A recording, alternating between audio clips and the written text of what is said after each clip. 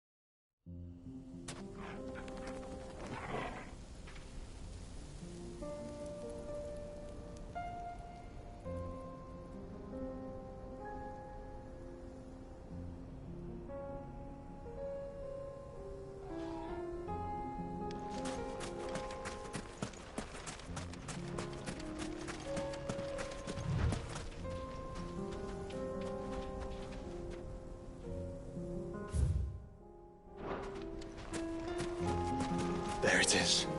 The flood. But what's waiting for us inside?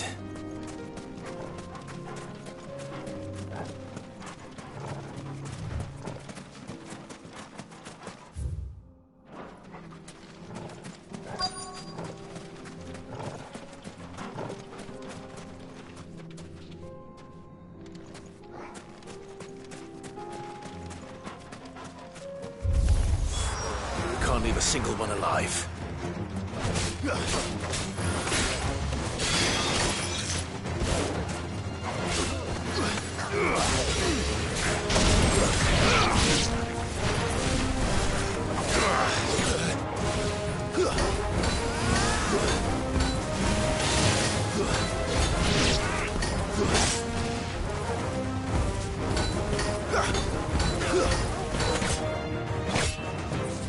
Well done, Togo.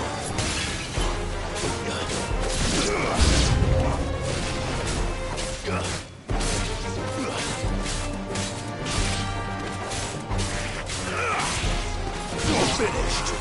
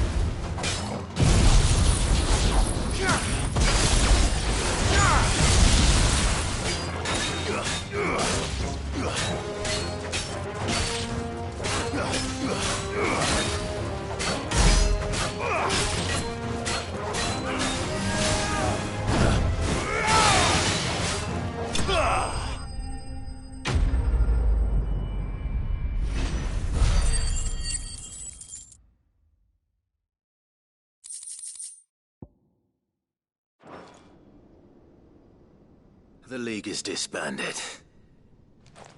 I should get back to Dalimil and see how the others fared.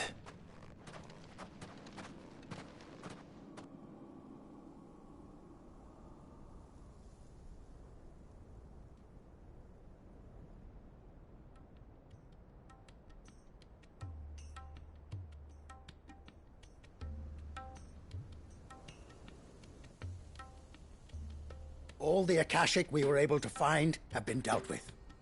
Seems that might be the last of them. Last of them here, perhaps. Lubo, Sip, Clive has returned. Clive! What news from Charatina? It's done. Root and branch. I knew you wouldn't let me down. Thank you, my lord. Friends, the Horde has been driven back. The Akashic have been defeated. And we need not fear the arrival of any more, thanks to Clive. Victory is ours. We bloody did it! We saved Dalimil. Lubor, allow me to apologize. After all you have done for this town, we should never have doubted you. But we did. And for that we are truly sorry. We only hope that you can forgive us. We need you, Lubor. Dalimil needs you. So, if you would still like to be considered for the position of mayor, you have our backing. You do remember that I'm a bearer, don't you? We do. But that is not a stain on your character. It is a stain on ours. We thought only of what we perceived bearers to be, not what you truly are. The man who saved Dalimil twice over. I see. But I will only accept your proposal on 2 conditions. Name them. Firstly, that you will both do everything in your power to rally your people to my cause. If the Town Guard and the Merchants League do not accept my leadership, it will be doomed from the start.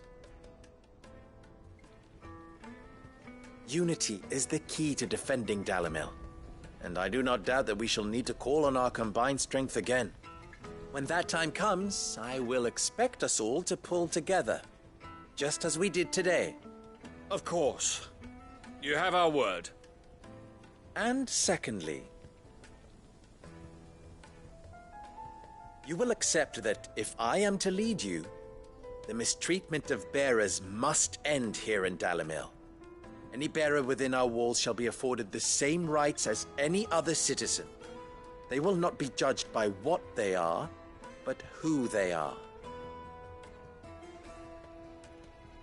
As we failed to do, and came so close to losing everything. We agree to your conditions. And we have only one in return. That you continue to work for the good of Dalimil, as you always have. Condition accepted. Well then, it seems my mayorship is all but confirmed. Do I get some sort of special hat?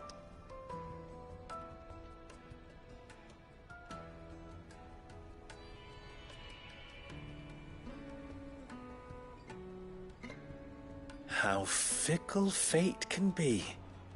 Not so long ago, I had resigned myself to leaving Dalimil in disgrace. And now, I find myself her leader. Here. For everything.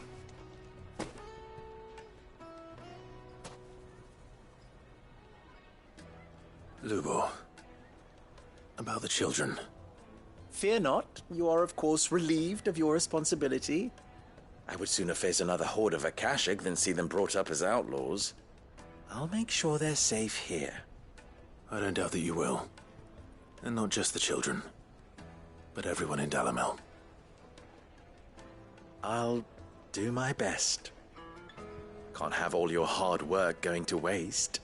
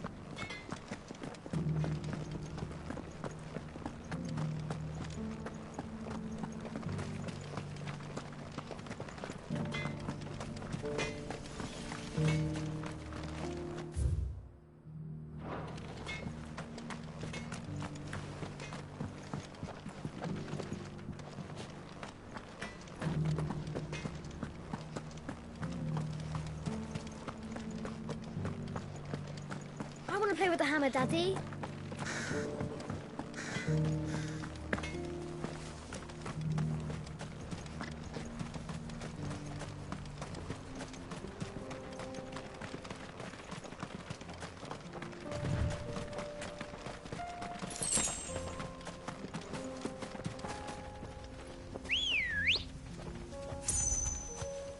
Come on. Run like the wind.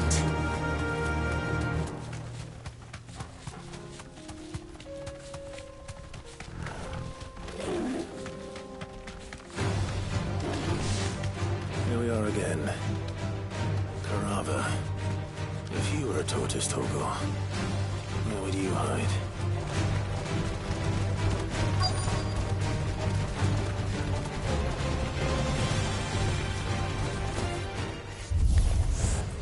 Looks like we found him.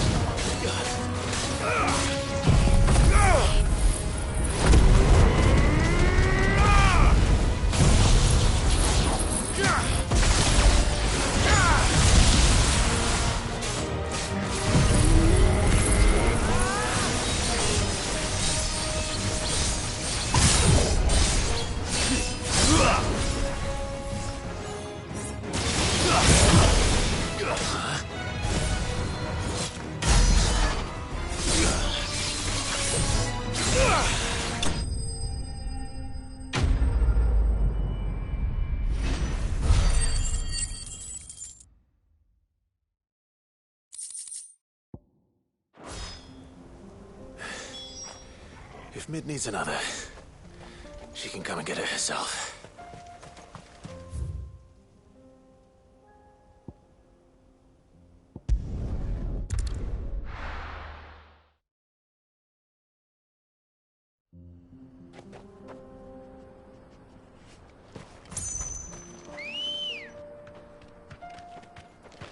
Come on. Faster!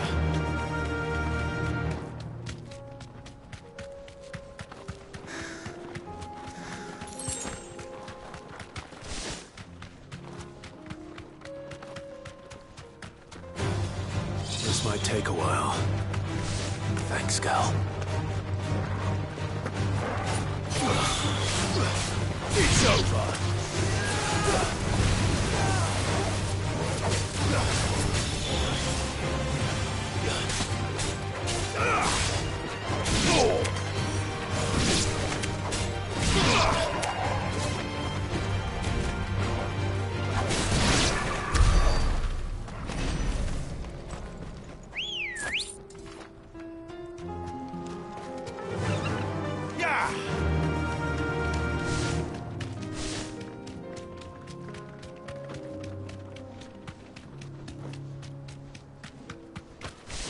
Eyes peeled, Joshua.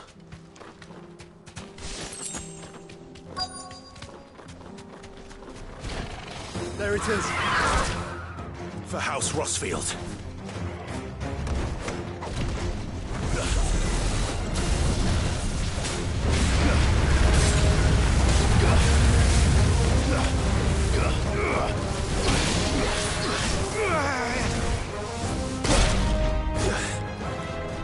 We're all ready.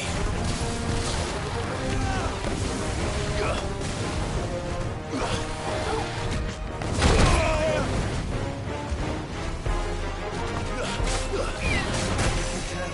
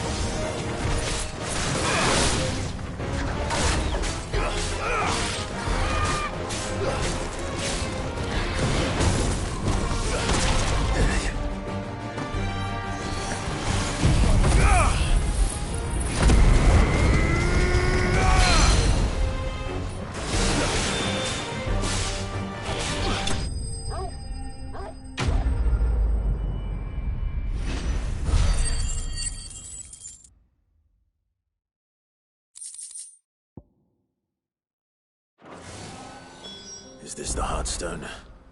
I expect Lady Goditha will know.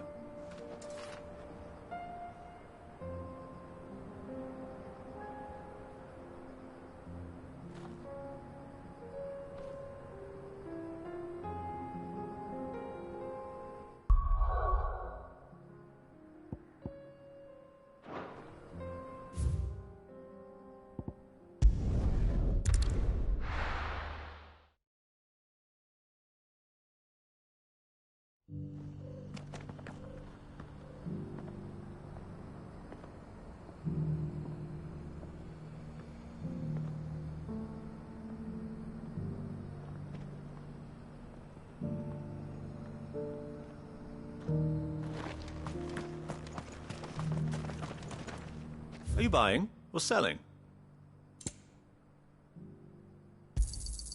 Of course.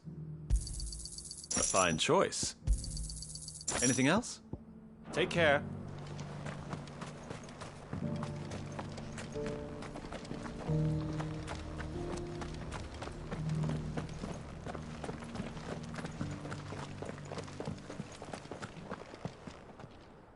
Oh, thank the Founder you were safe. The Griffin is slain then? And the Heartstone claimed.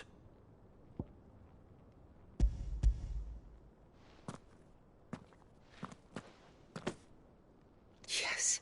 This radiant luster, like frozen flame. It is just as your father described it. Thank you, my lord. Your grace. Your father would be so proud. Lady Goditha, the lapidary is ready. Thank you, Cyril. I will be with him shortly. If you would excuse me, I shall have the stone cut and set forthwith.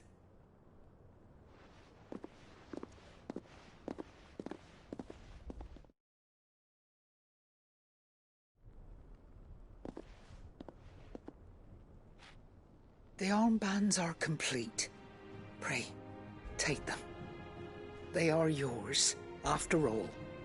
Heartstone is harder and more enduring than garnet, or even ruby. It symbolizes unwavering will and devotion. And the graven vines encircling the stone represent the unbreakable bonds between you. It's a message. Father knew we had enemies both inside and outside the duchy. Enemies who would thwart his vision. Only with unwavering devotion would it ever be realized. And only if we stood together, as Phoenix and Shield, as brothers in arms, only then might those enemies be overcome. Indeed.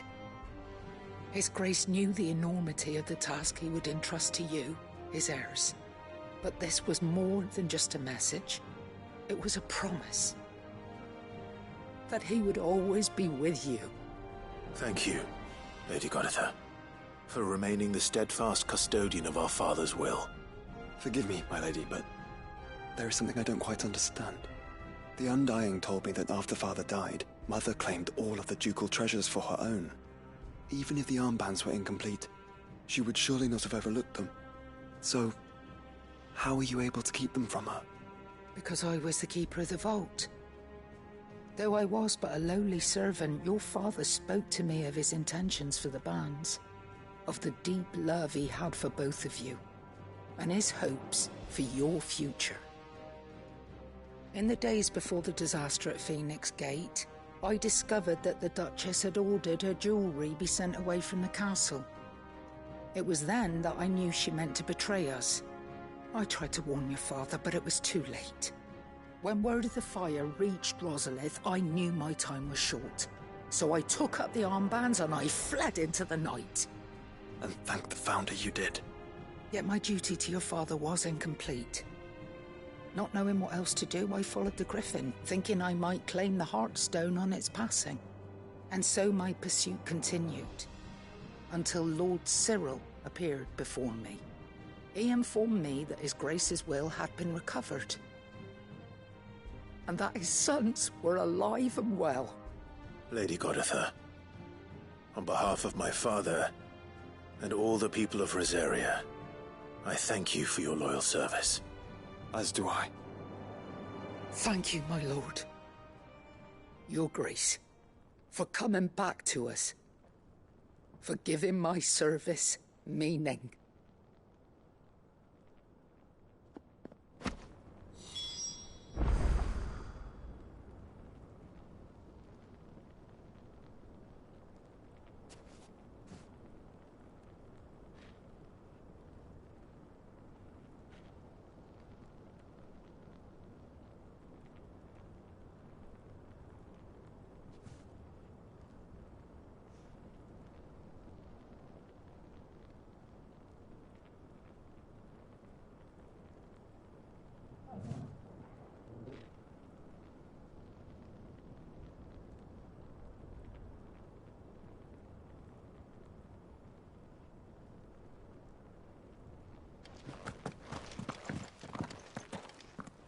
The bands suit you well. It must be gratifying to finally receive the inheritance that was denied you for so long. It is. And we thank you for the part you played, Cyril. If you would permit me to play my part a little longer, might I suggest that you make your way to your father's memorial atop Hawk's Cry Cliff? Let him see that you have received his blessing, and that his vision lives on in you. I suppose it would be churlish not to. What do you say, Clive? Shall we pay Father a visit? I think we should. I was hoping to be able to offer him my thanks before we left for Origin. Your father's helm is enshrined there.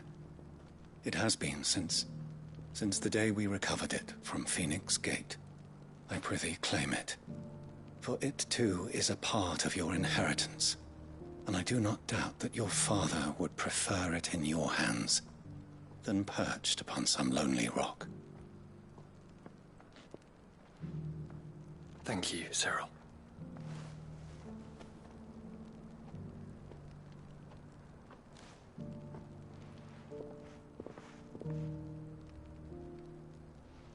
Come on, Clive. He's waiting.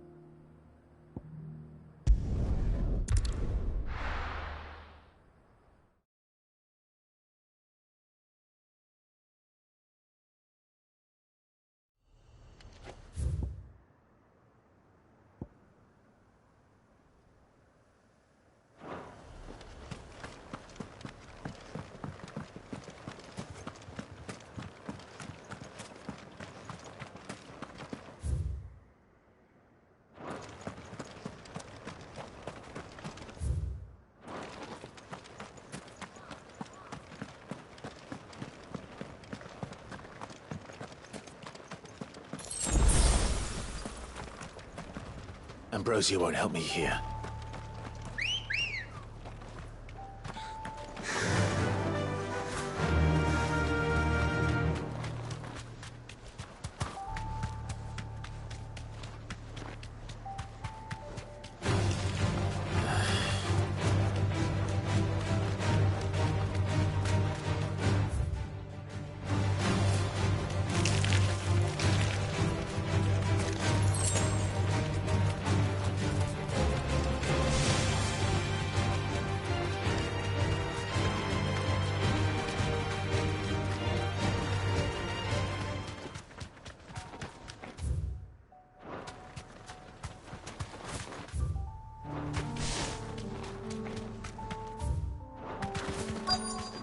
This be Mickelberg.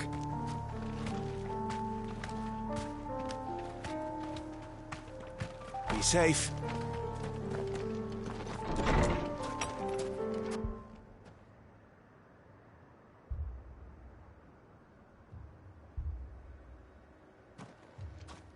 These people aren't turned. And the village seems safe enough at least.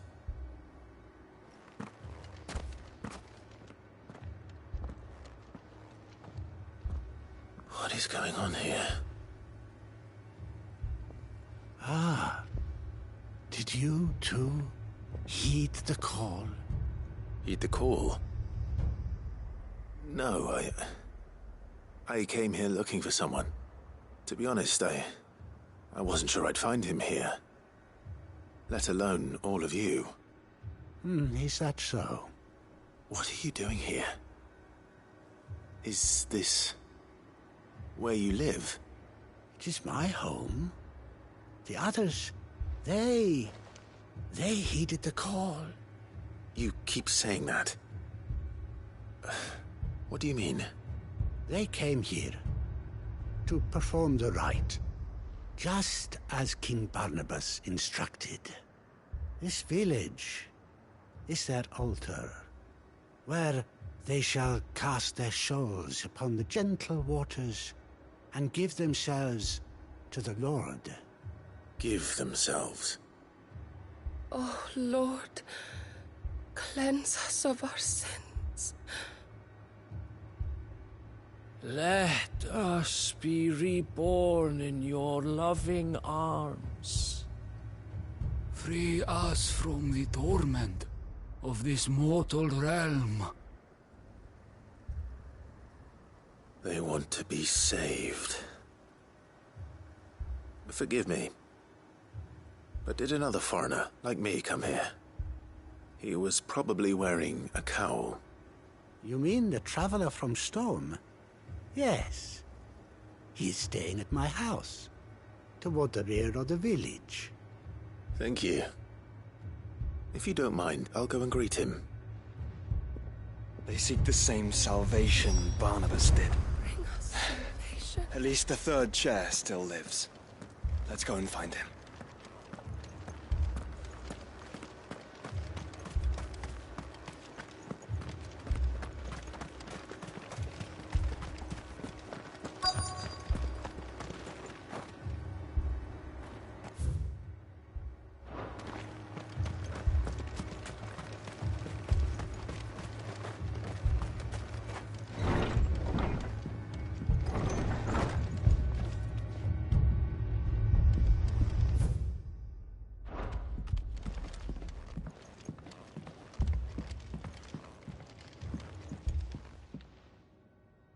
Excuse me.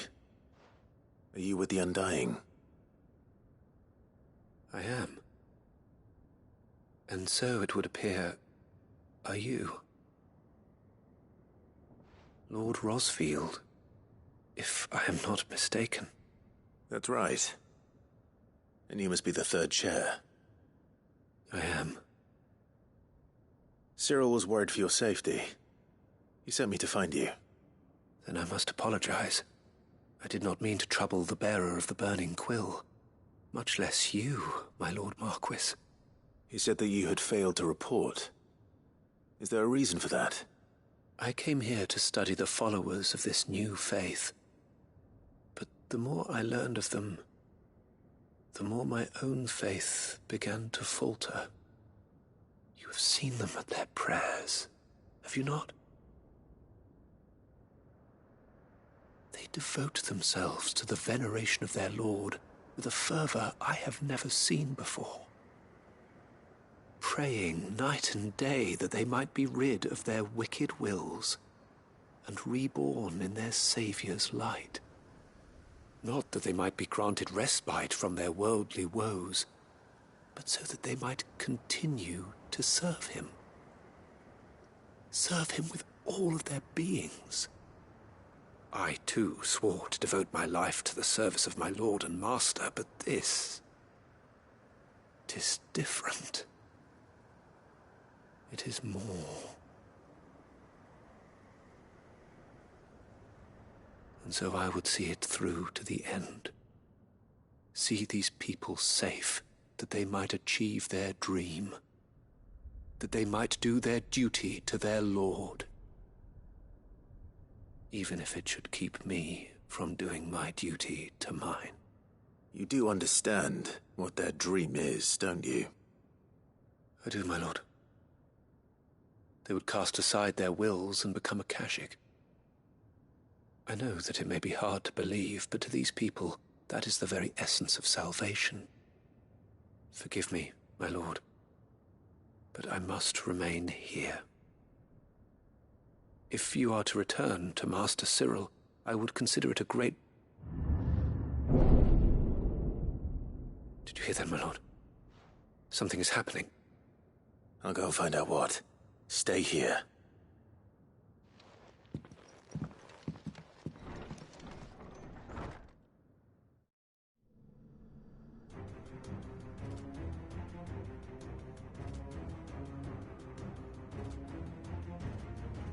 Beneath the flood. Oh no. There must be something I can do.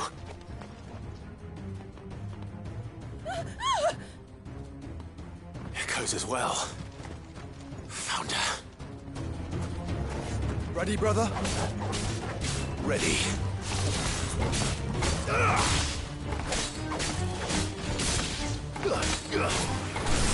Stay down!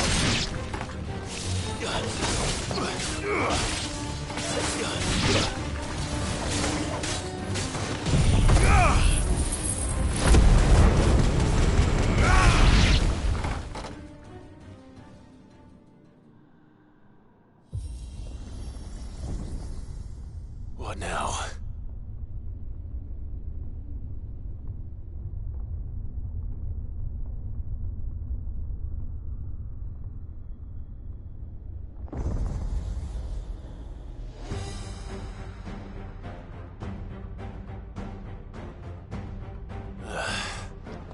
We meet again.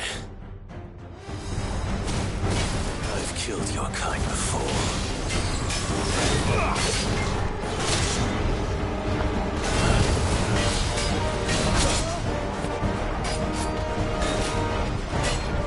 Too slow.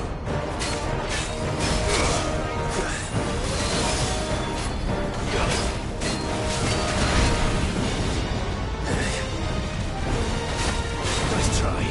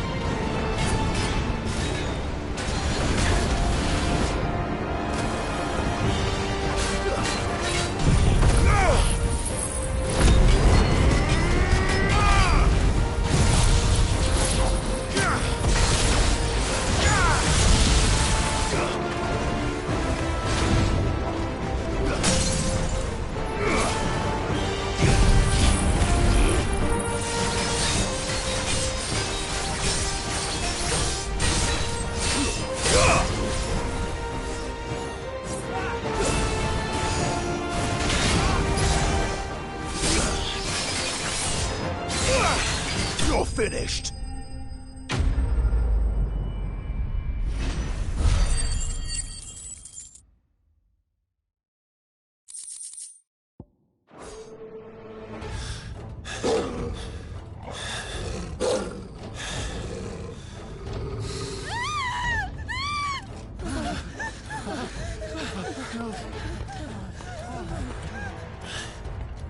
Damn it!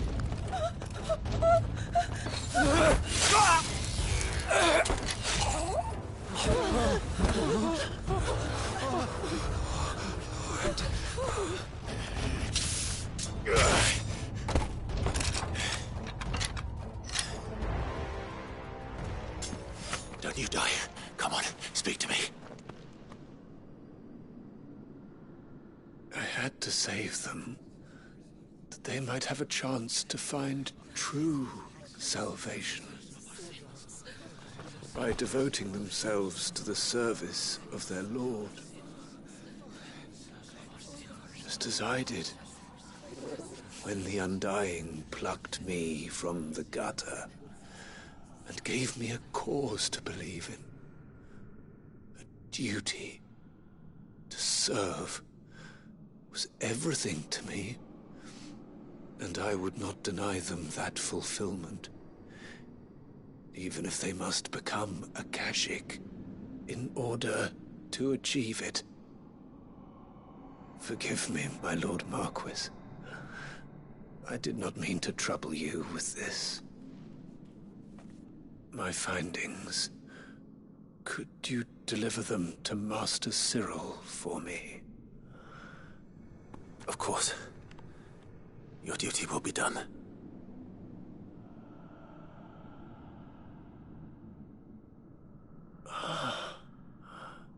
Look, my lord. They are saved.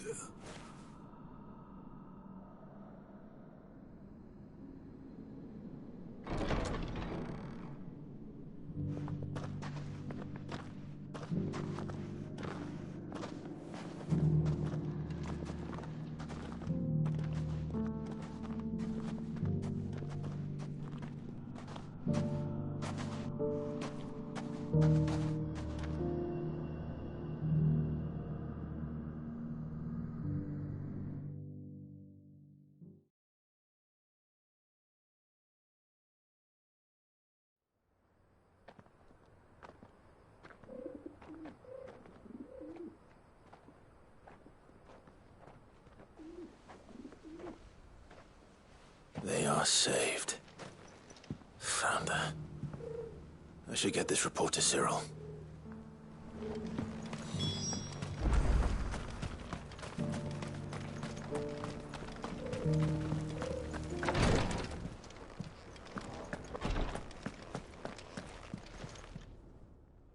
My Lord Marquis, welcome back. I am glad to see you hale and whole. I met with your third chair, Cyril. He bade me deliver his findings to you.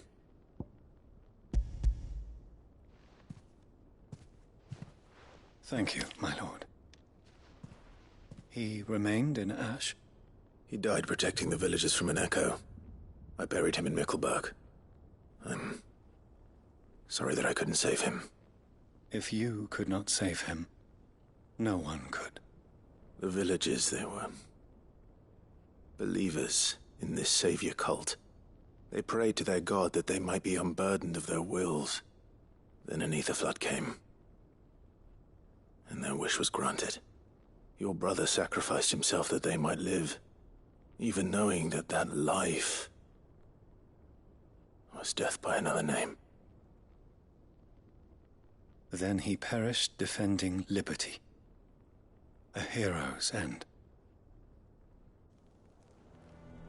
For the right to choose how one dies is no less sacred than the right to choose how one lives. Sid would agree. He wanted to build a world where people could die on their own terms. A noble ambition. To die for one's cause is the most perfect expression of one's faith.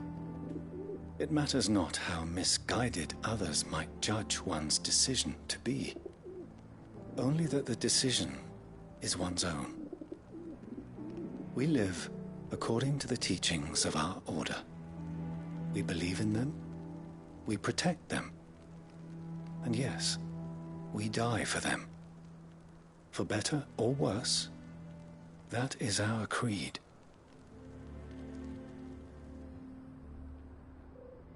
But he didn't die for your creed. He died to save them. And you still believe that what he did was right? I believe that he believed it was. We of the Undying are not slaves, but willing servants. And this was his will, the ultimate expression of it. All right. I'd like to know this man's name, Cyril. To know the names of all the Undying who've fallen in the line of duty. They died serving my house. It's only right that I remember them. That is my duty. Of course. I shall fetch the Book of Martyrs at once. My lord, it has been, and shall ever be, the greatest honor of my life to serve House Rosfield. Though our duties may differ, yours is no less important. I pray with all my heart for your success. And were they here, I have no doubt but that every one of my fallen brothers and sisters would feel the same.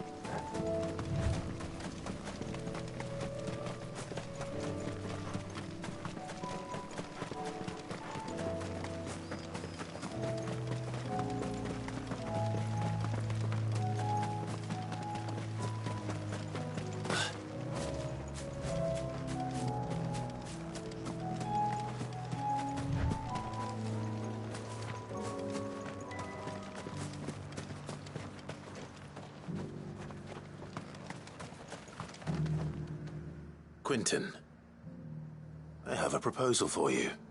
Do you now? Something tells me you'll be asking more of me than a cask of Gotand gold.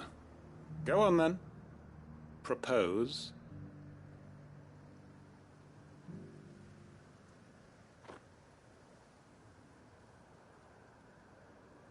You'd have me convince the chiefs and chamberlains of the realm that they should simply swallow their pride and do the one thing that has proved impossible for thousands of years. Was there anything else? Perhaps I can fetch you a meat pie as well.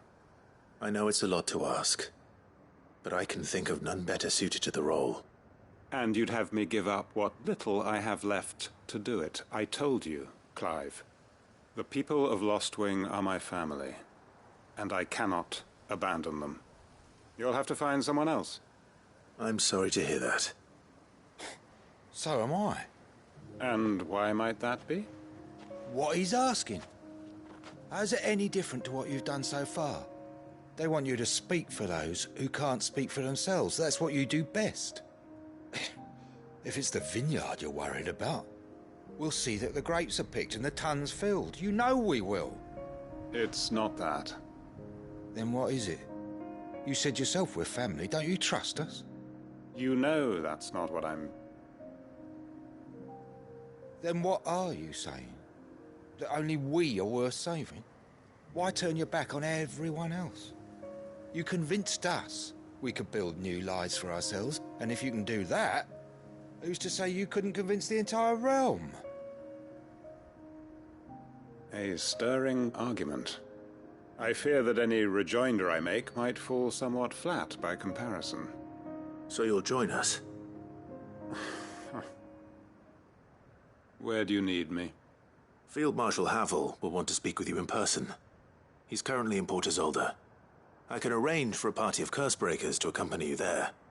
That would be very much appreciated. I hear the roads are far from safe these days. Hopefully not for long. My uncle will want to know that his plan is taking shape.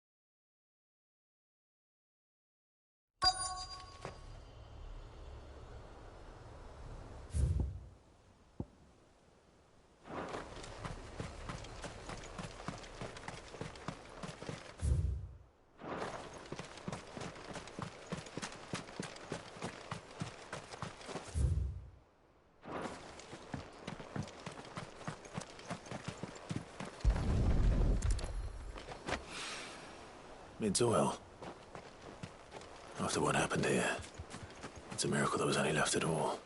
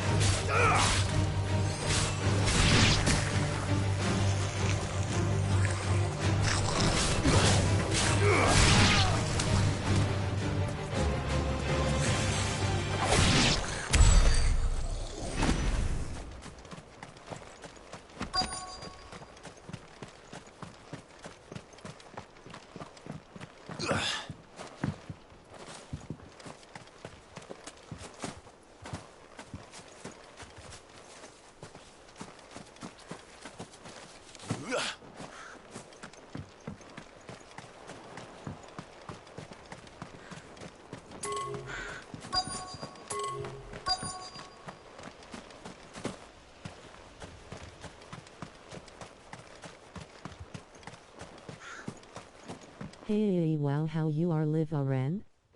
Flushed face.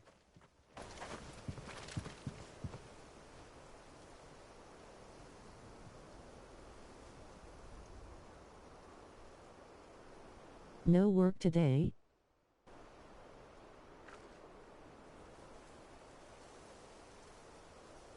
It must be muted so it's fine, huh?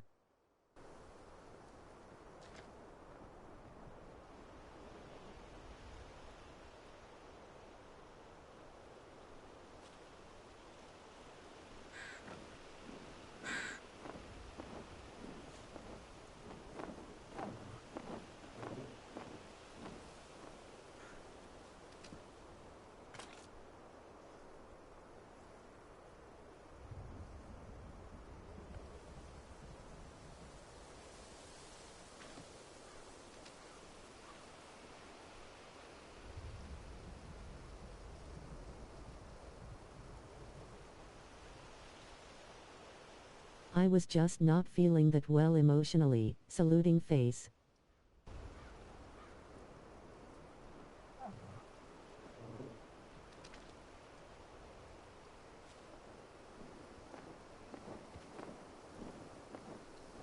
I'm good and you know.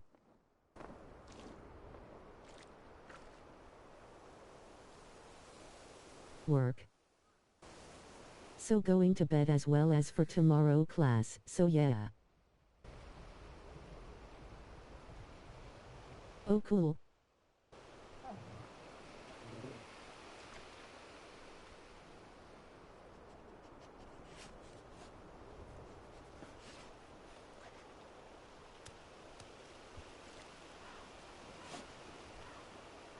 I attended wrong classes today. Skull loudly crying face.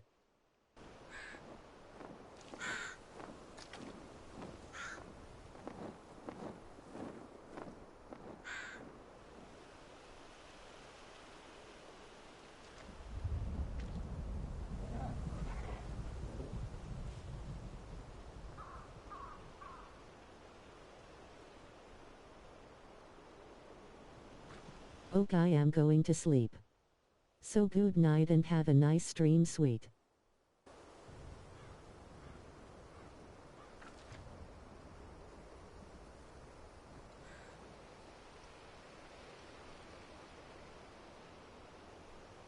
All right.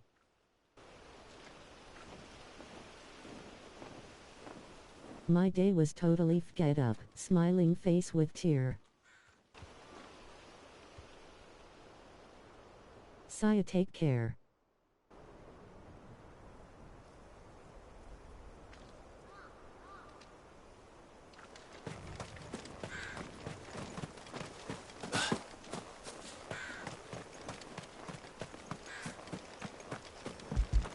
Sorry, not able to be regular on stream. Grinning face with sweat. Materials to Mid so she can finish her prototype.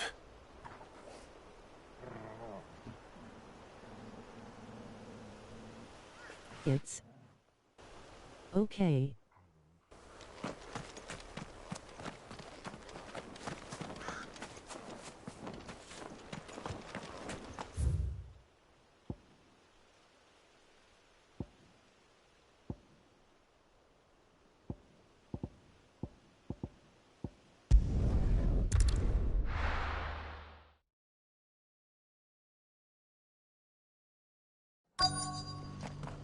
Let's hope one of the merchants here has what Gav needs. Excuse me. I'm looking for something. Oh, well, then I'm your man. A silver chocobo feather. Oh, or maybe not. Though you're not the first to mention the bird around here. There was a man stopped by the rest not long ago, claiming he was attacked by a silver chocobo. Near some gutted hovel, not far from Eastpool. Most took him for a braggart and a liar, but who knows? Perhaps there was some truth to his tale. We'll see. Thank you.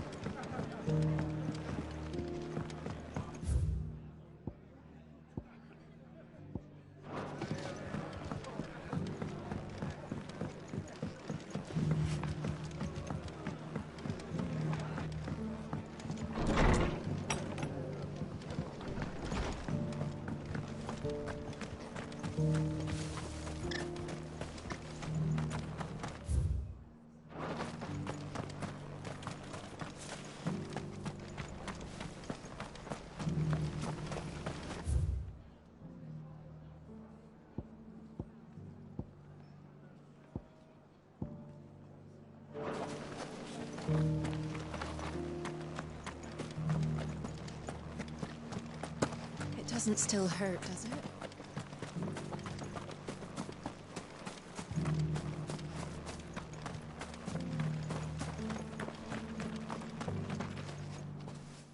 Can I help you with something? You wouldn't happen to sell silver chocobo feathers, would you? I deal in fruit, not fancies. But if it's fancies you're after, I suggest you try Rhiannon's ride. Was a silver chocobo seen there? Oh, yes. If you believe the ravings of a madman. It wouldn't be the first time.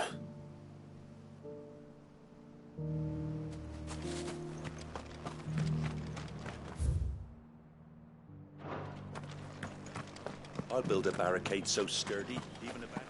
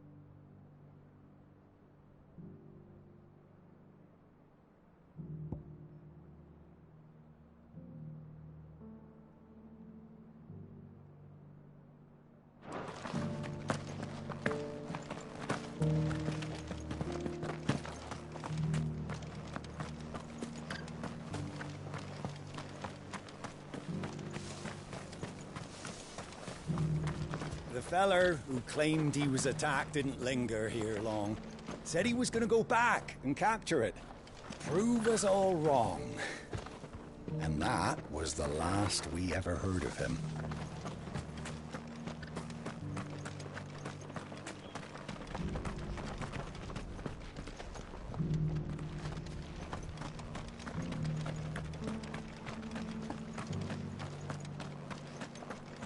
Whoever's idea it was to take those bearers away to Eastport.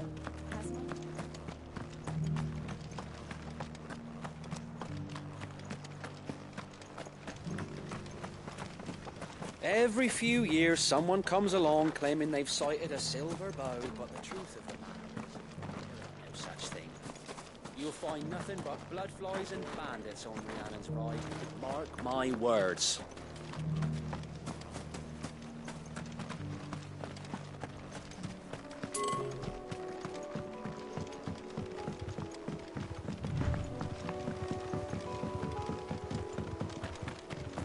Can hardly make out a blooming thing.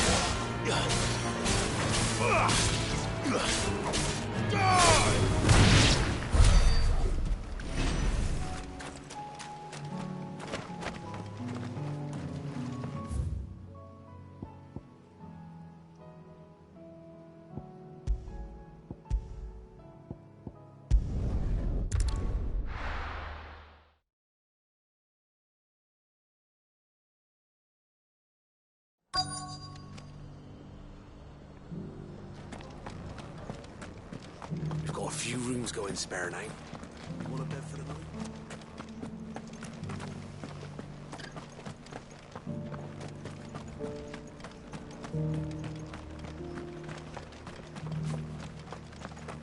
Just because the heavens have gone to wreck-a-roo, they don't mean How do, traveller? You've the look of a man who could do with a new whetstone. Or perhaps a bawdy etching of the Vicerine. Maybe another time. I'm looking for a silver chocobo feather. If that's the case, rumours are all you're likely to find. No one has seen a silver chocobo for years. Word is they were all hunted for their feathers. Some northern nonsense about bringing good luck. Didn't bring them much, nor their bows.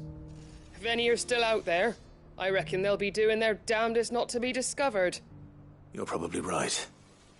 Thank you anyway. A silver chocobo sighted in the hills near Rhiannon Tride. It sounds almost too good to be true. But since I'm already here...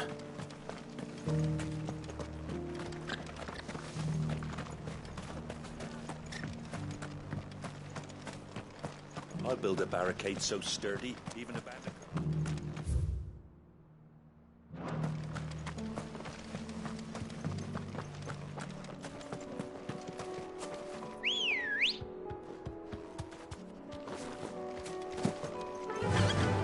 Faster!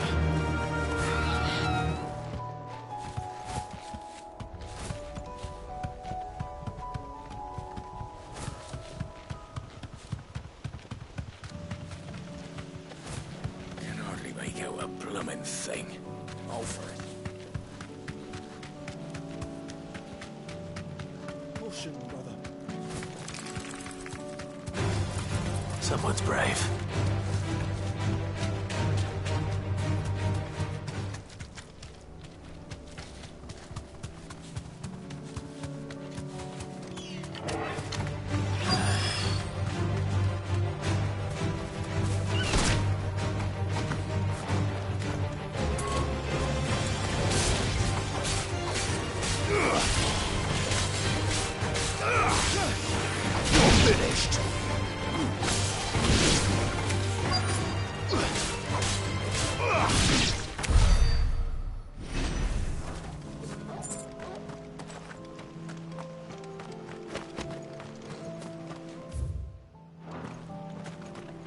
Tracks. They're not left by bandits for a change.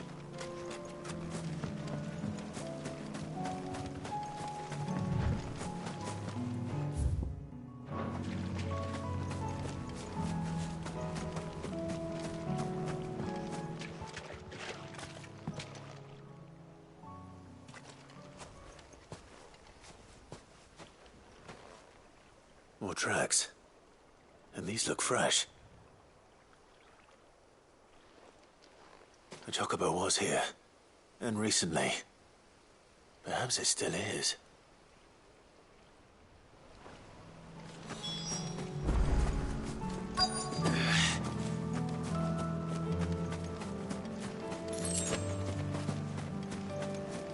I don't hear anything.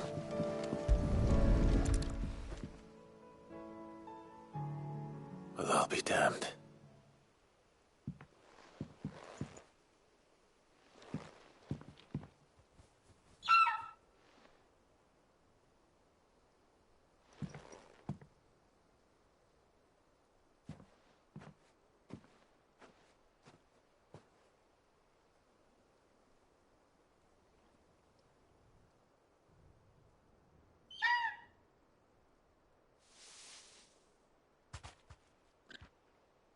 It's all right.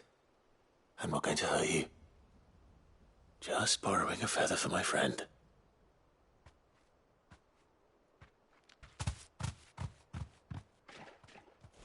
Thank you. Let's get this back to Gareth before they change their minds.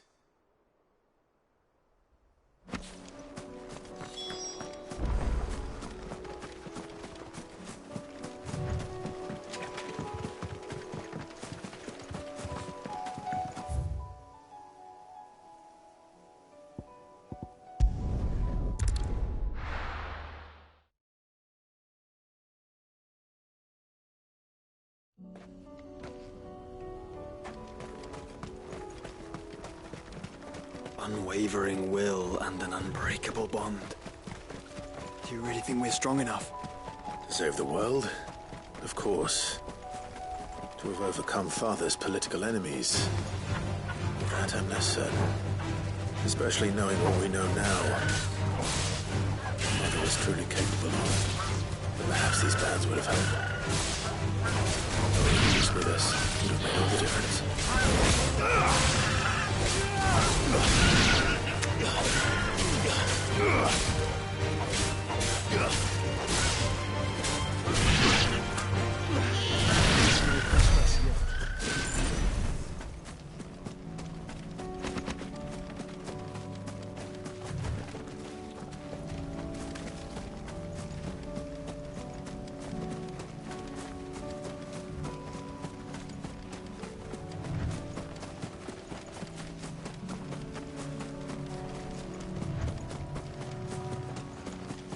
It's just back there.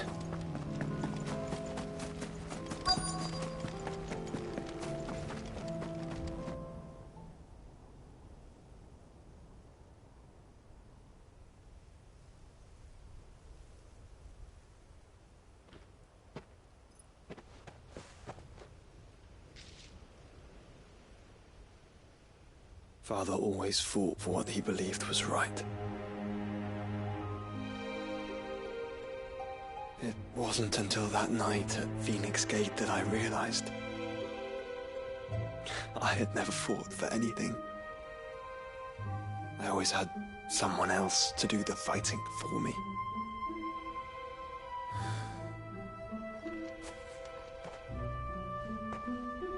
No matter how fate conspired against him, he never lost heart, never looked back, never stopped fighting. To me, he was the greatest of men.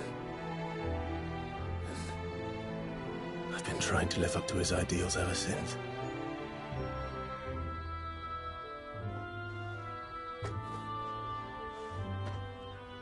We all have, Clive.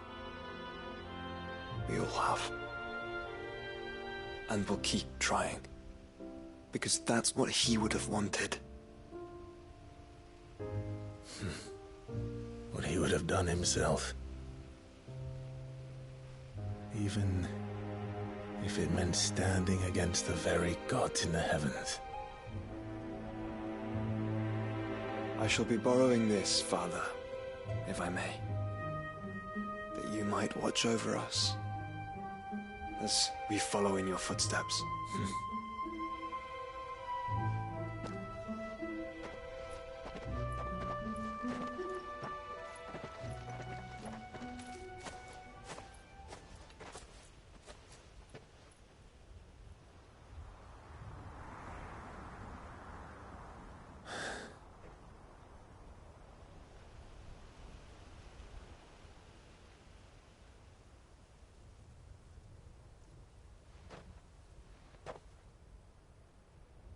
We won't lay you down.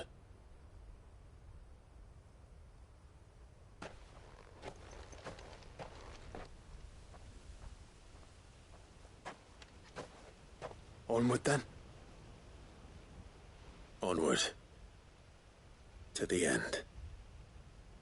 And to a new beginning.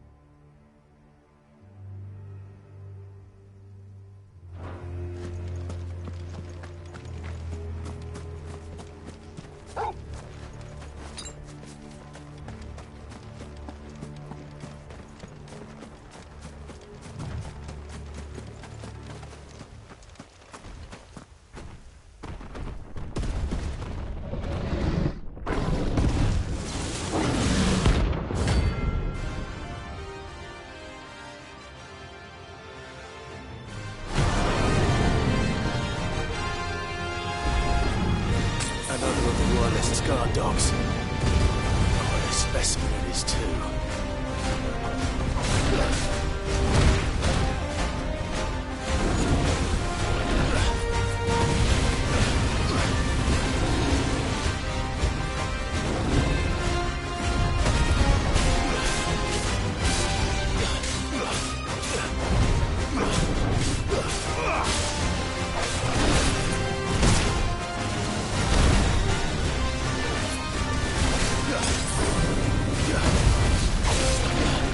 Nice try.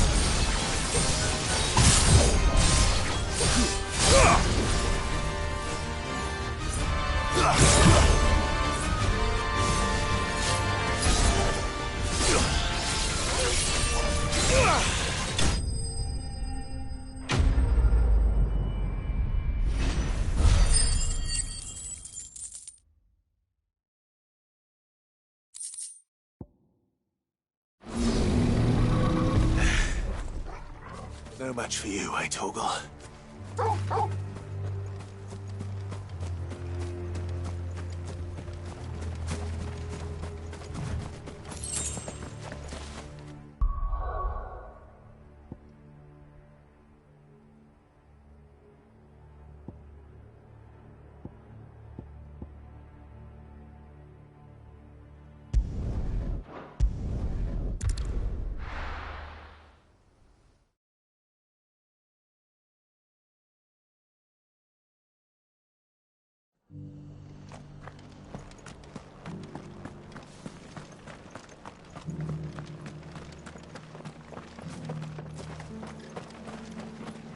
How do? Much obliged. There you go. Thanks very much.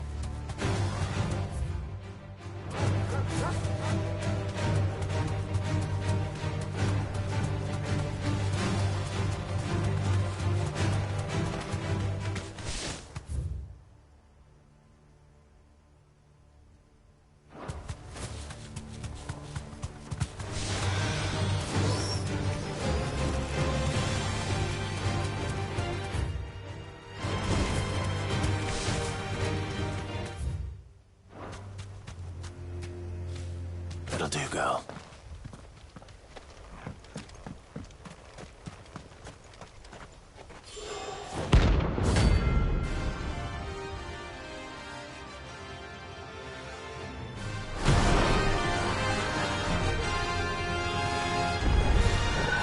Harmon's madness lives on.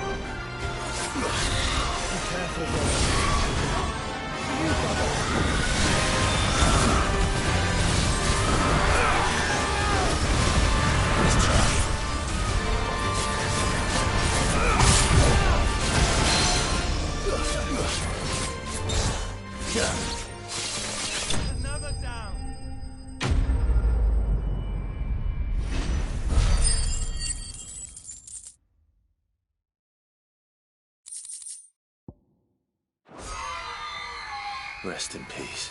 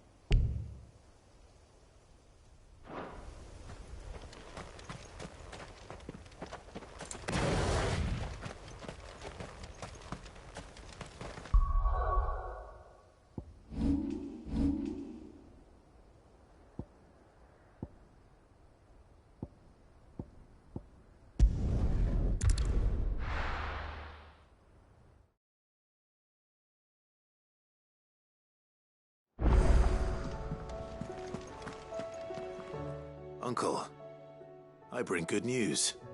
The Field Marshal has agreed to your plan. Ha! Of course he has. I didn't doubt you for a moment, dear boy. Rutherford is accompanying him back to your manor in Porter's Alder as we speak. They will await your return there. As will one other. One other? Who, exactly? Lord Havel was concerned that even if he could get the realm's armies to agree to an accord, he might not be as successful in convincing those with political power. He asked if I might have a solution, and I suggested a certain Imperial Lord Magistrate turned Liberator. One of your co-conspirators? Master Quinton would probably call me one of his. But yes. Another outlaw, then. Just the thing we need to put these rotten politicos in their places. Good thinking, Clive. I'm glad you approve. The more the merrier, eh? Uncle, assuming Havel and Quinton can solve our problem with the armies, you still haven't mentioned how we might manage the grain shortages. Oh, don't you worry, my boy. The 7 high houses will be seeing to that. They have all agreed to make the most generous of donations. Oh, of course, it did take a little persuasion, but luckily I had some unexpected help. From who? Why, you, my boy. Rumor has it that you rescued the Lady Ariane's head steward Rockford from a horde of bloodthirsty bandits. It was more of a handful. Well, the old battle-axe was so pleased. She had a shipload of talents delivered to my private docks by the next new moon. And when the other houses saw the parsimonious old crone's purse strings finally loosen, they as good as tripped over themselves in the rush to follow suit. I'm happy to hear it. Now, I must be getting back to the manor. Join us there at your earliest convenience, would you? Of course, Uncle.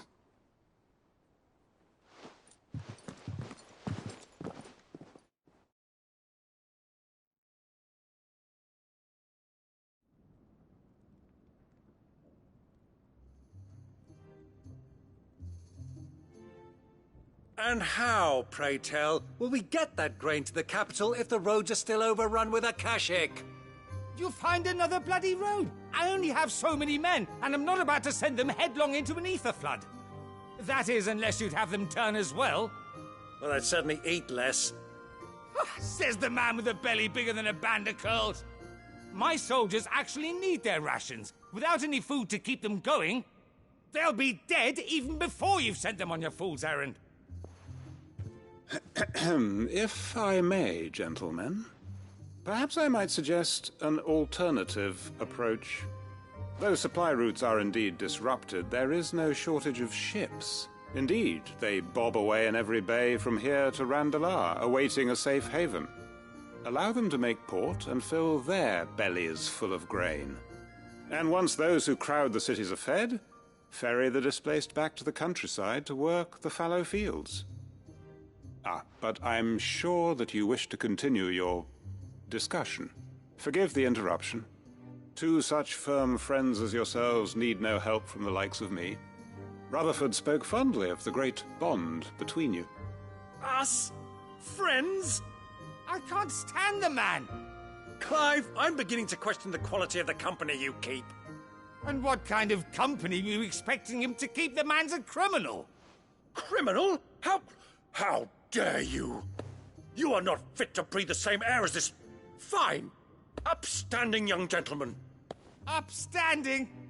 He calls himself Sid the Bloody Outlaw! Once more onto the breach.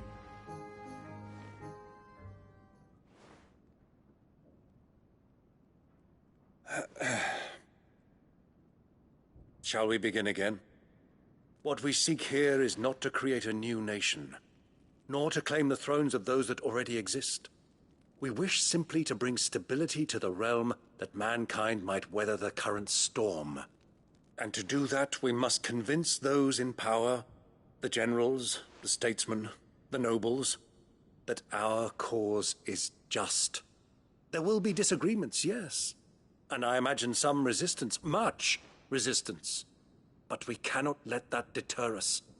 If we show them the path, show them that we walk it ourselves, then I am confident they will follow. The fate of the world lies in my nephew's hands, but the well-being of her people lies in ours. And we must not squander the chance that Clive has given us. Uncle Byron, aye. Now, with that settled, let's move on to the signing of the Accord. For what great moment in history hasn't been accompanied by a little ceremony?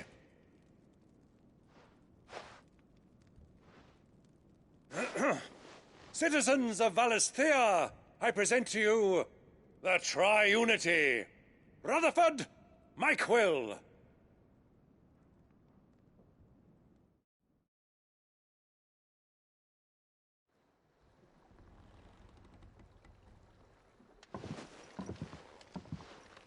Well, my boy, the stage is set. That it is. This is the role you were born for. Now I ask only that you trust in the talents of your supporting cast. We shall play our parts to the best of our abilities, that you might have the opportunity to shine. The realm needs its Sir Crandall, and there is no better Crandall than you, Clive. I want you to keep this signed accord as proof of our faith in you. I will. Thank you, Uncle.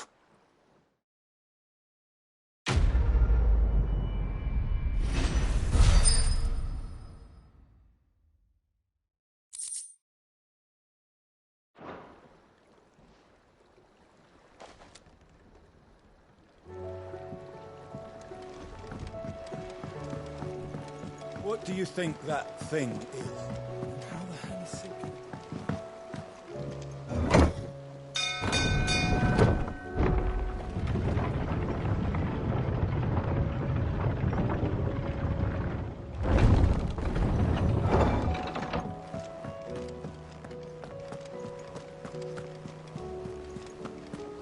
There's something about it.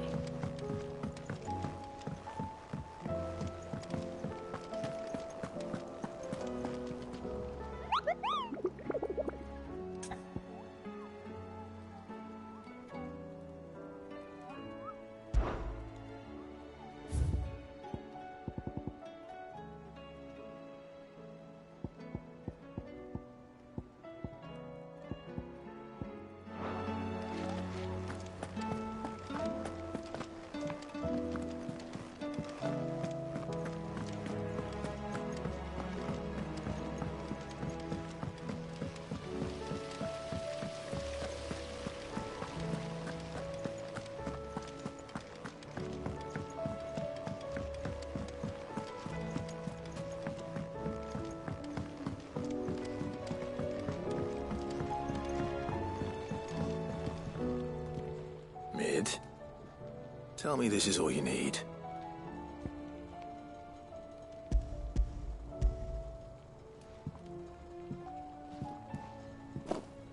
Aw, you make it sound like I asked you to save the world or something. Tell me this is all you need. It's most of what I need. After you left, I went over the figures again, and I realised I'd forgotten a 1 and a 0. And a cogwheel. Just a tiny one. Though, that's the problem. Gears that small are a bastard to make, and I may have lost the one Blackthorn spent a fortnight toiling over. wait. The children. When they took apart your scales, there was a tiny brass gear. Now that I think about it, they didn't use it when we put the scales back together. The young'uns? But why would the... You know what? I don't want to know.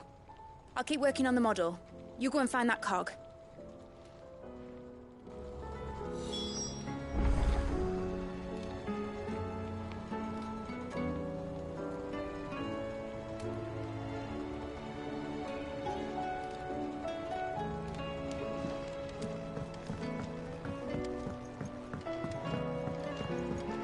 Has Midadol mentioned a new project yet?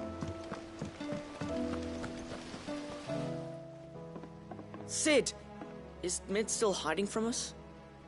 She wasn't hiding. She's fine. She's just busy working on her next project. A new invention? What is it? What is it? Is it an airship? I bet it's an airship! Do you think she'll let us help? That just so happens to be why I'm here. She needs something special, something only you three can provide. A brass gear. A tiny one. One that might fit on, say, a set of scales? Oh, the one you forgot! We remember! We saved it, just in case. It's in the bag of bits. Since your lesson, we've been disassembling, then reassembling everything we can find. All the pieces that are left over, we keep under our beds, just in case. That's good to know. Look! I found it!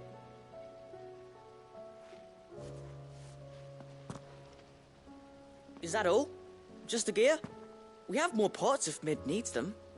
That's all for now. But I'll let Mid know about your hoard. Just in case. Thanks, Sid.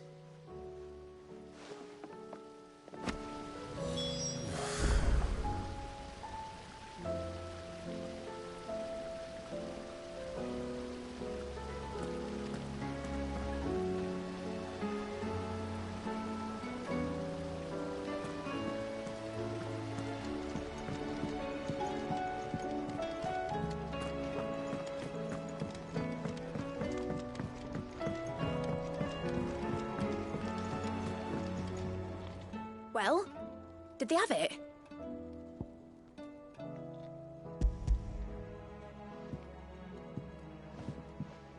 They did. And they kept it somewhere nice and safe. Will it work? Will it work? He's perfect! You're a genius, Clive. What exactly are you going to use it for? Only the most important job of all. The wings aren't going to move on their own. But with the right cog in the right place... Well, you just wait and see.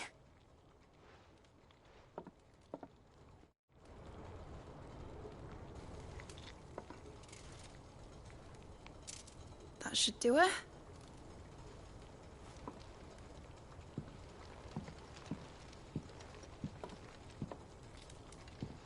Here goes nothing.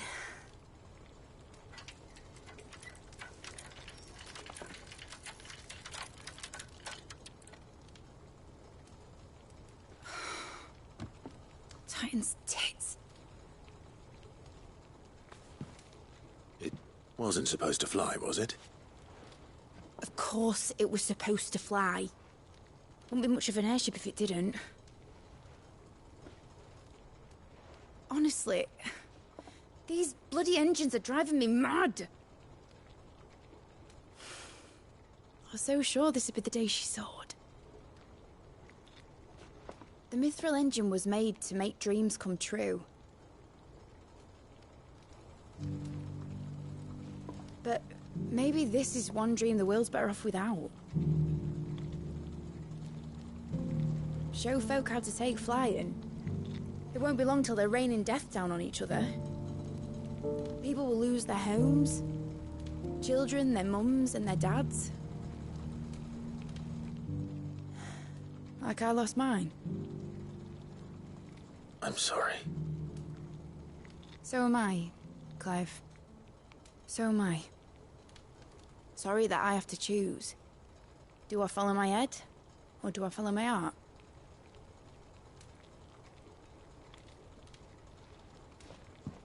Good question. The first time I stood on the deck of your ship, felt the wind in my hair. It was like I was flying. But imagine how it would feel to actually do it. My dad always said there were two ways of living life. Chasing a dream or shuffling to your grave. And he were right. Right about a lot of things. Not that I like to admit it. People need dreams to chase. Especially in a world like this.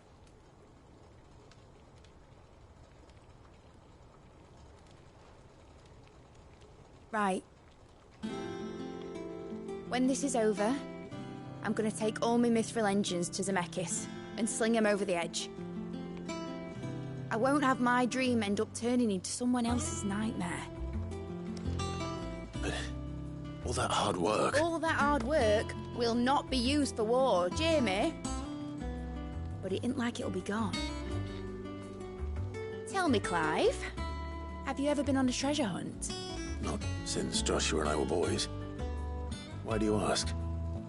Because I'm gonna bury the engine schematics and leave behind a little riddle telling people where to find them. A really hard one, so that only the most dedicated dreamers will ever be able to work it out.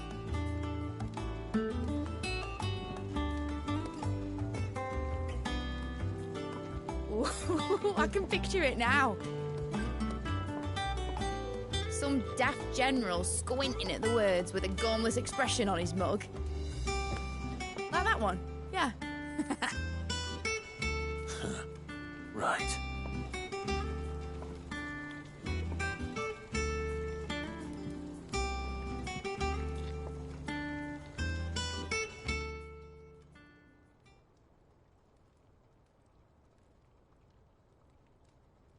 Of course, if I'm putting this engine at the end of a treasure hunt, I'll still need to make it a treasure worth hunting for. Won't be much of a prize if it couldn't even make a toy boat fly after all. My dad always said, dream big. But it ain't the size of a dream that's important, is it, Clive? Only that it's a good one. And I reckon I've got a fair few good uns left in me.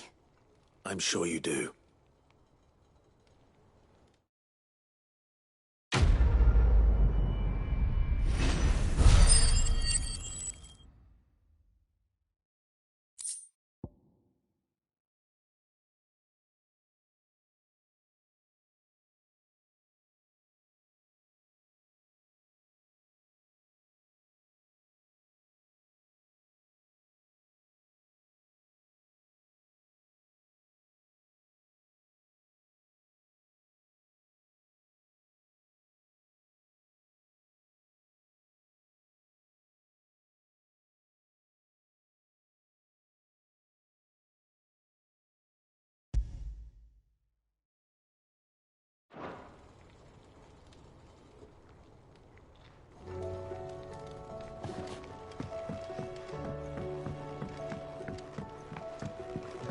Has Midadol mentioned a new project yet?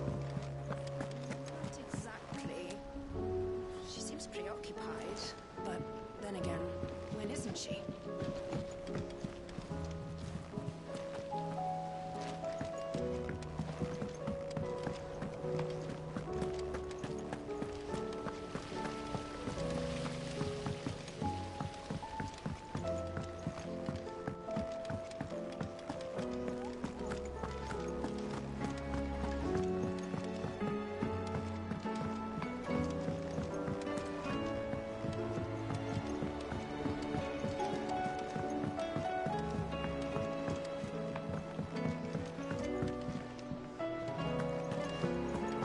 was no trouble at all.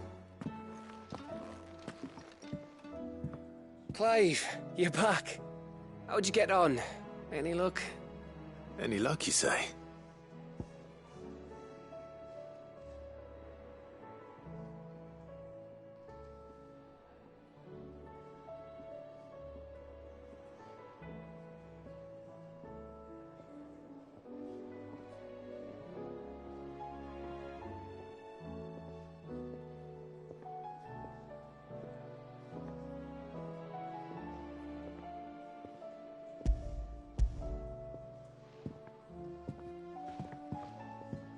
Crystal's crack. Is this what I think it is? Where in the hell did you find it? It's a long story.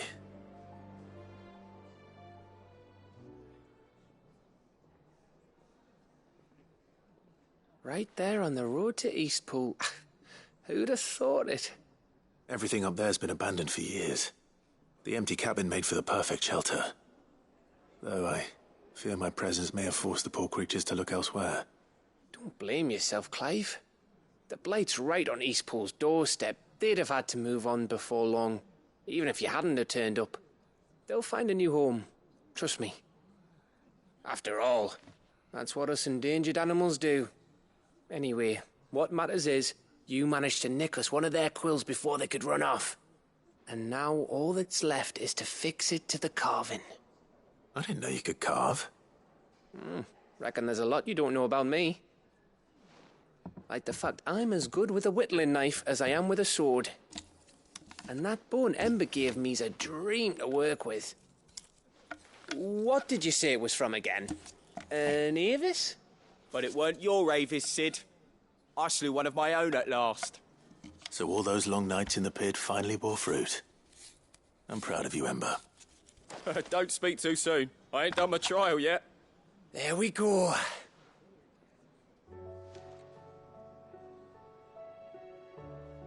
What do you think? I think if you ever hang up your scouting cap, you'll be able to make an honest living.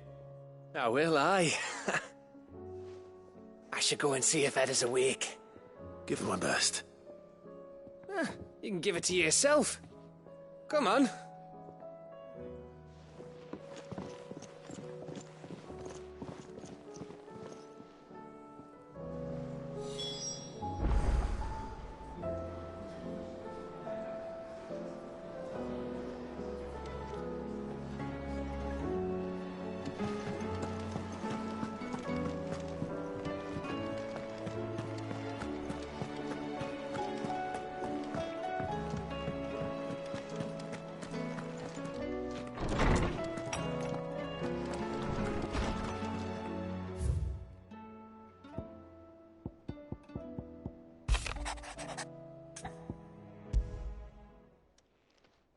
It's usually me making demands of Harpocrates. I wonder what this is about.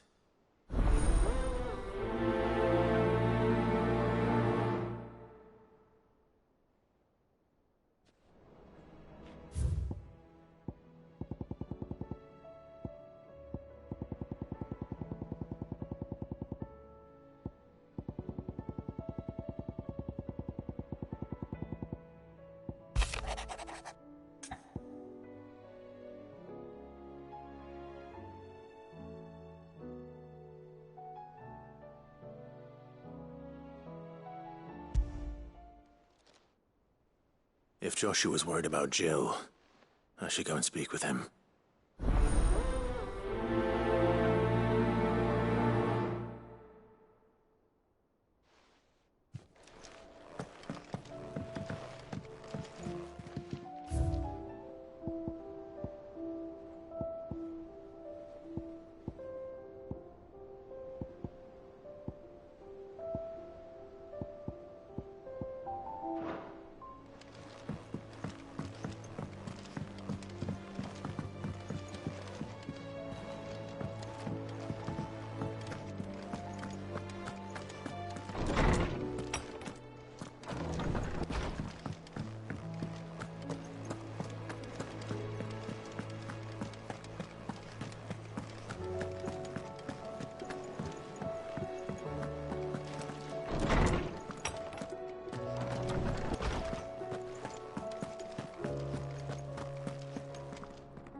Lawsman Harpocrates. I received your note. Ah, yes. I expect you're wondering what this is all about. You spoke of making amends with Dion, but I can't imagine what for. Then I should begin by telling you that I was once his tutor. This was some years ago, of course, before I joined Cid in his hideaway. At that time, I was counted among the foremost scholars of Oriflamme, and was accordingly invited to the palace to supervise the young prince's education, all to ensure that the future emperor had a firm grounding in, well, everything an emperor should. History, religion, commerce, government. Alas, our time together was cut short when Dion left to join the dragoons, his studies no longer being deemed necessary.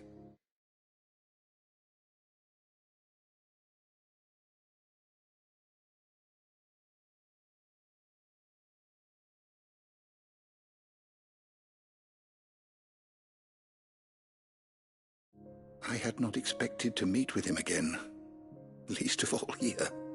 Have you spoken with him? No, I have yet to find the right moment. His Highness always seems so preoccupied, especially when alone.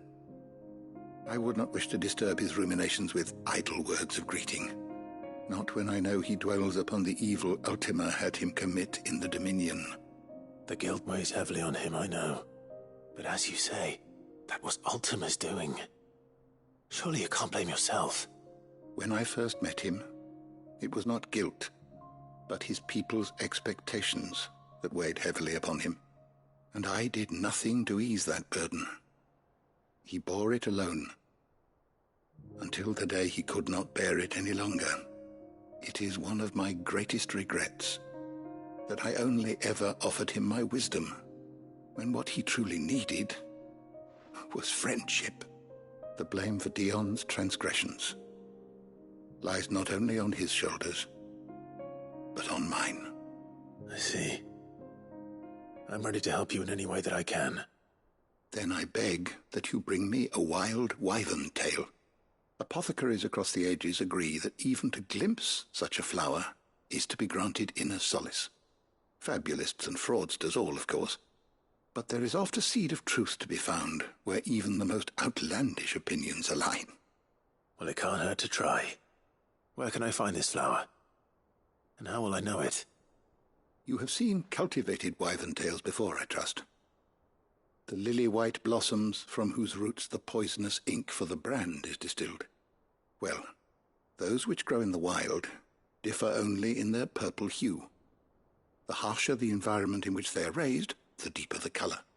There is a waterfall in Rickmal's Roost across the strait, where the flowers once grew in abundance. Whether they still survive there, I know not. But try as I might, I can find no likelier location. It's all right. I'll find you a wyvern tail one way or another. Thank you, Clive. And please, be safe.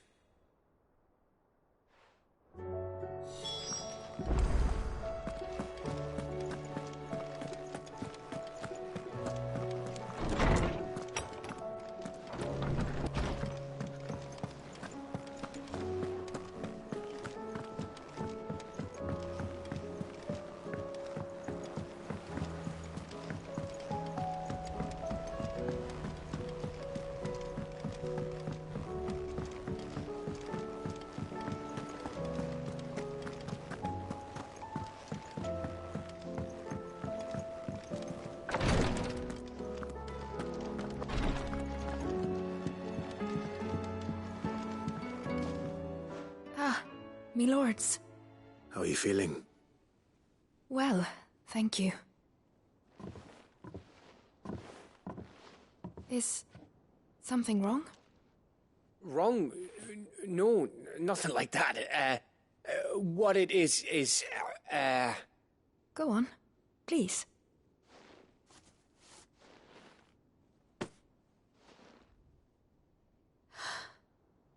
It's beautiful. Did you make it? We did. Aye. It's from all of us here at the Hideaway. your new family, like. It's a good luck charm. We may come up north when a bairn's on the way. I mean a baby. To let him know that they're part of the family too. Oh, I hope you like it. I don't know what to say. I thank you, my lords, for everything. If there's anything you need, just let us know. I will. Clive, fancy a swift off? I'm thirsty. I could be convinced.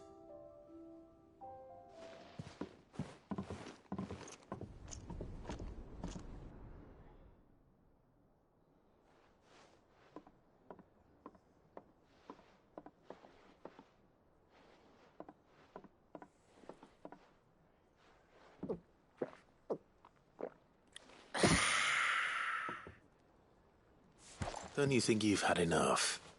Oh, we're celebrating. I'm gonna be a father. I think Edda might have something to say about that. You know what I mean. Bit of light in these dark times.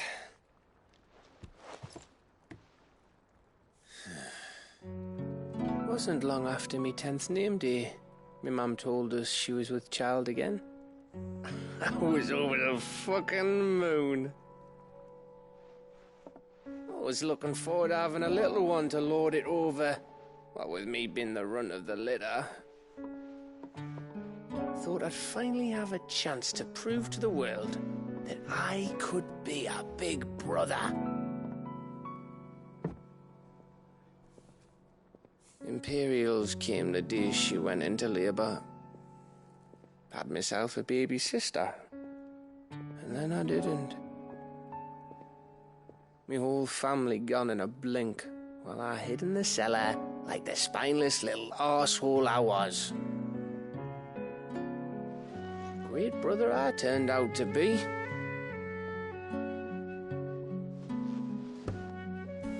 I'll never be a leader.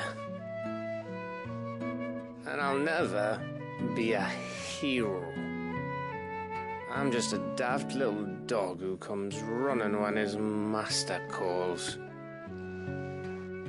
I'll never be like you, or Sid, or Jill, or even Torgal.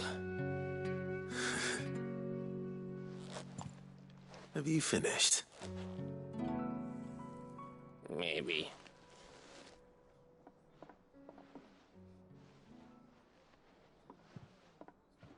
Do you know why you're our best scout? Because you don't need anyone to hold your hand. Without your resourcefulness, your courage, your determination, I don't know where we'd be. Maybe hanging off a cliff like, That was only the once. Exactly. You learned from it. And here you are after Founder knows how many missions, stronger for everyone. And let's not forget Rosalith. Who was it who freed me from the dungeon? Who was it who ran to Jill's rescue? That would be me. Because you're our brother, Gav. My brother.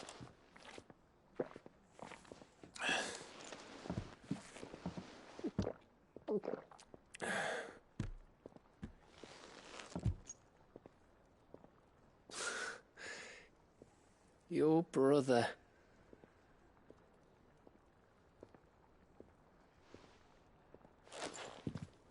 Which means that when the time comes, I get your room. And your sword.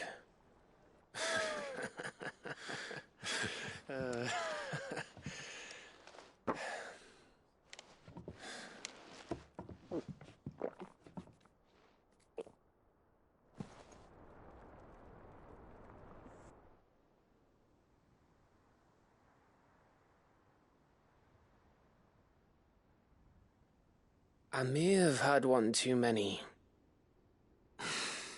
You may have had 10 too many. I said I was thirsty. Better get back to work anyway, after I walk this off. Clive? What is it? Thanks for, you know. I know.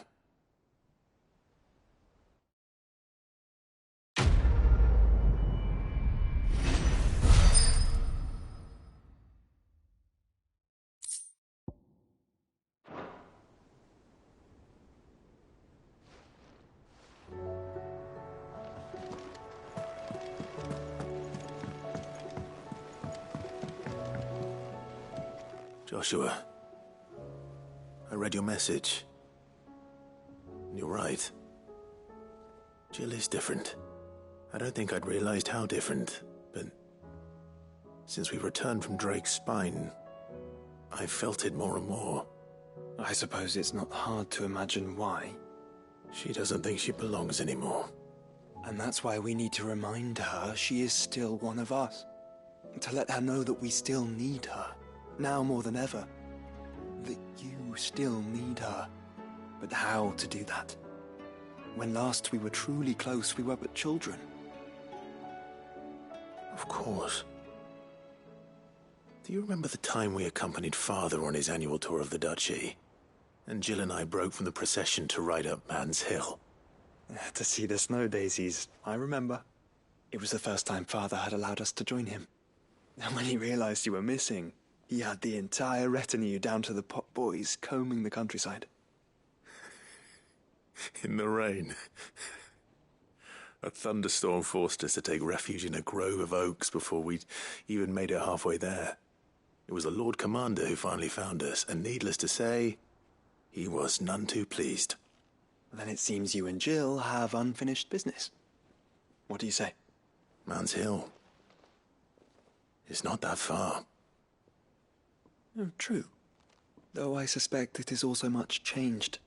Little in southern Rosaria remains as it was when we were children. You're saying I should go and scout the area for bandits? I'm saying we should first go and see if there are actually still any snow daisies left. What would you do without me, Clive?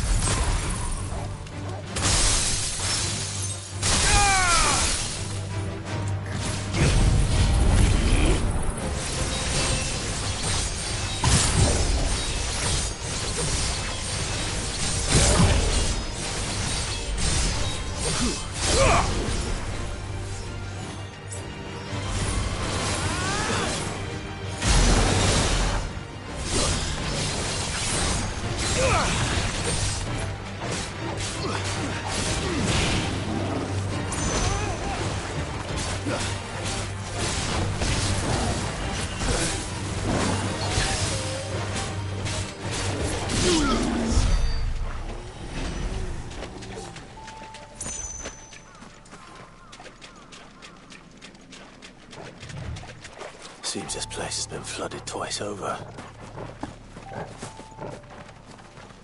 Purple flowers blooming next to a waterfall. Shouldn't be too hard to find.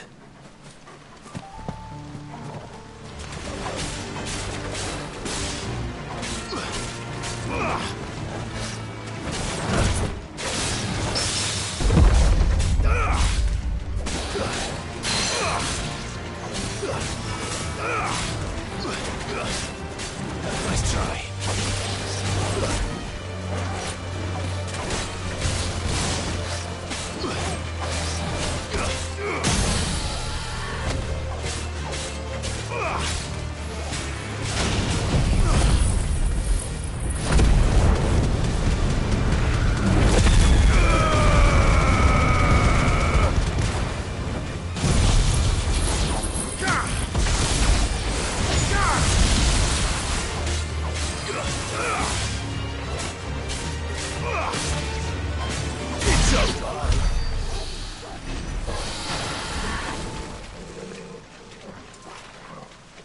needed that.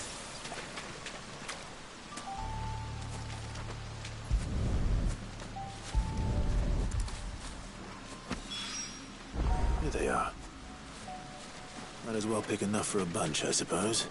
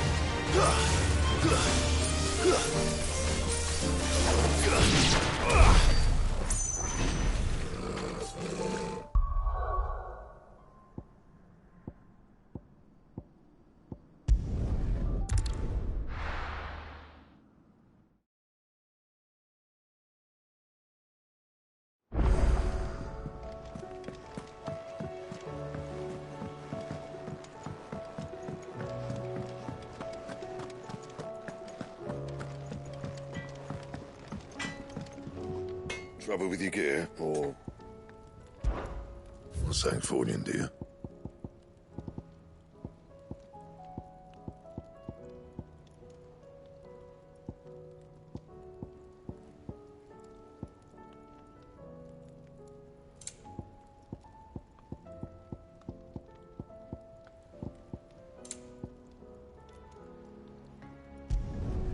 Should last you a good while. Anything else?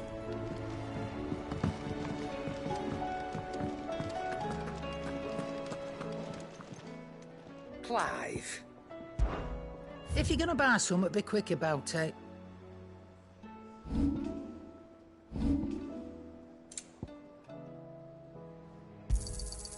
You're rubbing me blind, you know. You'll not find a better price than that.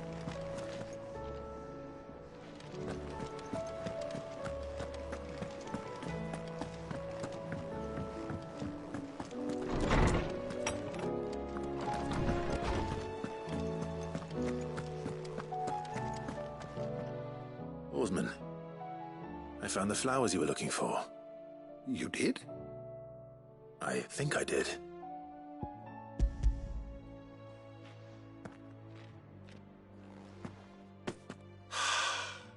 You did indeed. My dear boy, thank you. You wanted to make Dion a gift of one, did you not? Shall I invite him to join us? Oh, I don't... It's no trouble. I'll go and fetch him.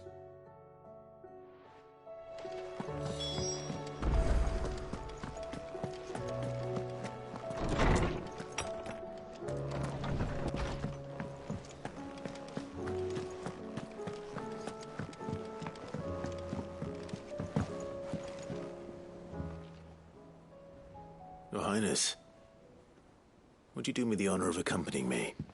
Now. It is time, then. No. Only to the shelves. Our lawsman has something he'd like to give you. Master Harpocrates. No. I dare not show my face before him. Not after everything I have done. I have taken countless innocent lives. And ruined countless more. All because I was weak. I have sworn to atone for my crimes or die in the attempt. But were I to meet with him again, and see in his eyes what I have become, I fear that my resolve might falter. Then that is all the more reason to do it.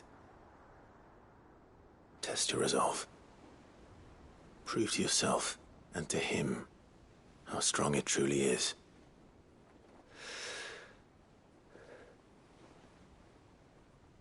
You are right. I must, at the very least, offer him my gratitude. Very well, then.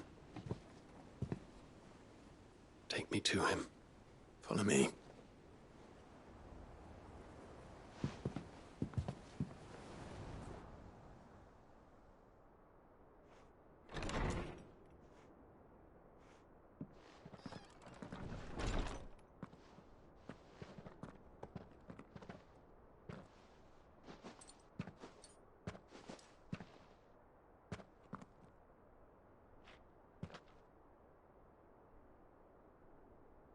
Even now, I hesitate to approach him.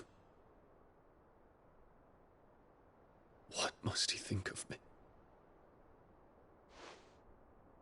You'd be surprised.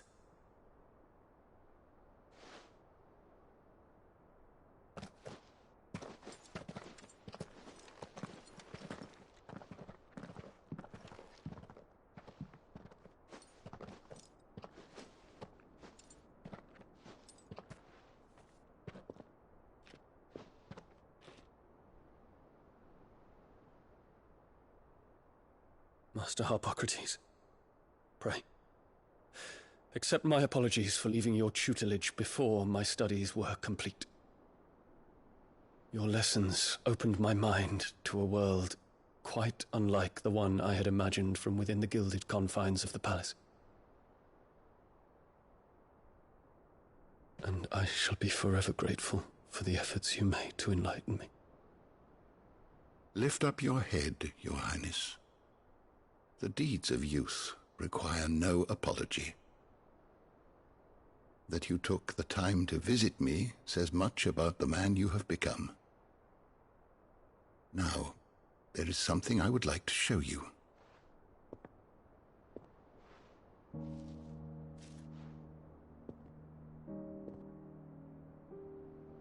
Is that a wyvern tail? The color is unfamiliar to me. Because it is unique to those found in the wild.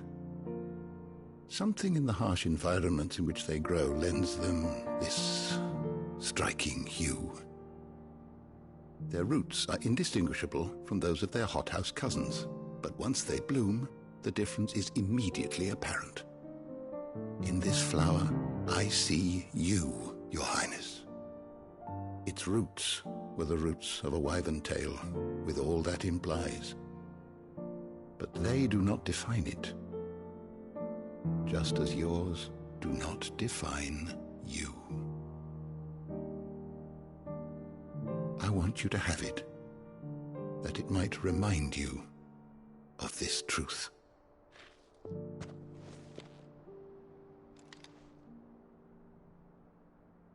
Master Harpocrates, I would ask of you a service.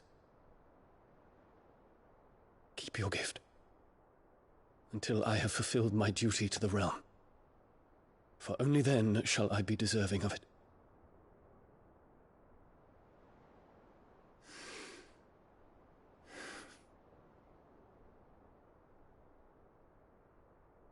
As you wish, Your Highness. I shall await your return.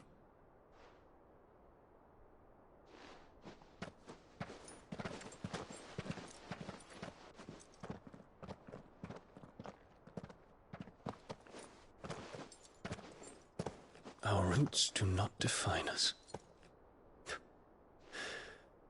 No wonder my stepmother didn't like him. For reuniting me with memories I had thought long lost.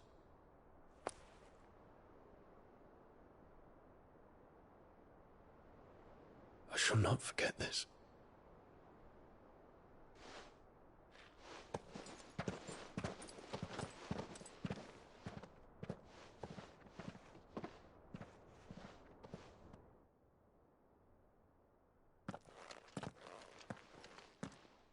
Thank you, Clive.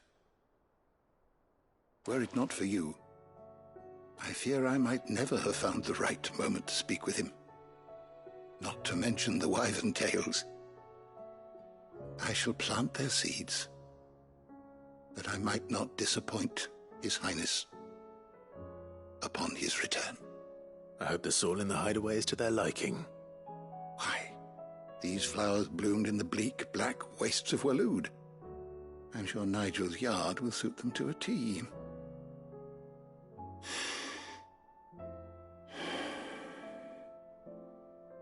When it comes to expressing one's gratitude, I find that words are seldom sufficient. Here. What's this? A stoler's quill. Or more precisely, my stoler's quill. 'Tis said that an owl's feathers are steeped in the wishes it hears over its long lifetime. All those words just waiting to pour out onto the page. So consider this my wish for you. That one day you may put down your sword and pick up that pen. Well, when that day comes, I'll certainly have a lot to write about. Thank you, Harpocrates. It shall have pride of place in my chamber.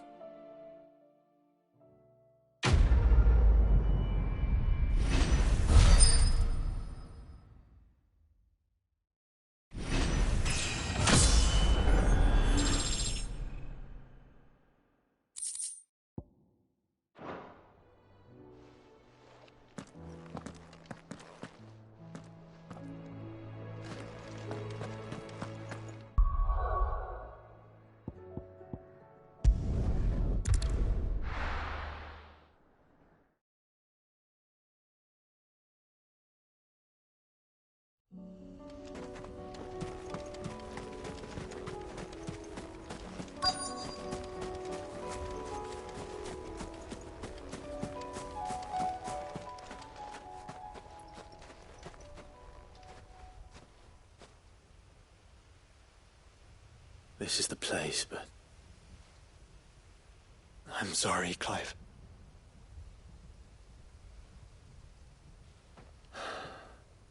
Has nowhere been spared. What do we do now? We keep looking. Man's Hill cannot be the only place where snow daisies grow. Perhaps, but... it's the only place I know of. Knew of. Then why not ask someone who might know of another? Someone in the backyard? To the hideaway, then.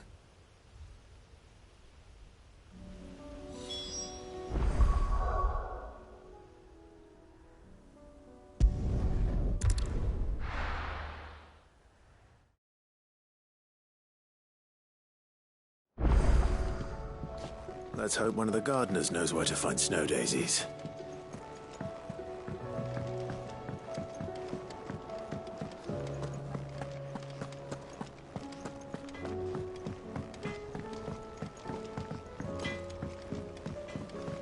Say what you will, Lady Karen's...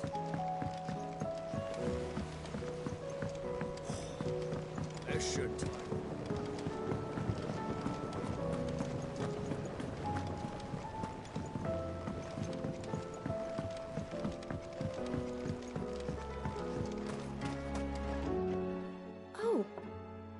What brings you down from the heavens, Sid? I need your advice. Joshua and I are looking for a place where snow daisies grow. Preferably in abundance. Snow daisies. Then you'll want somewhere not too hot and not too cold. And where the winds are strong enough to carry the seeds. I reckon Man's Hill would be a good place to start. There in the Royal Meadows, perhaps? Both have similar climbs and the right elevation. If the Blight hasn't claimed them yet. Right. Thank you. Did you learn where we might find our flowers? The gardener here mentioned the Royal Meadows in Sambrak. Ah, the fields beyond Northreach. Well, if that's the case, then Yote was right. I recalled that she kept a record of our travels, you see. So I asked her if she'd perhaps noted anywhere that snow daisies grew, and she mentioned Oilafeist Bay. Whose shores border the meadows. Off we go then.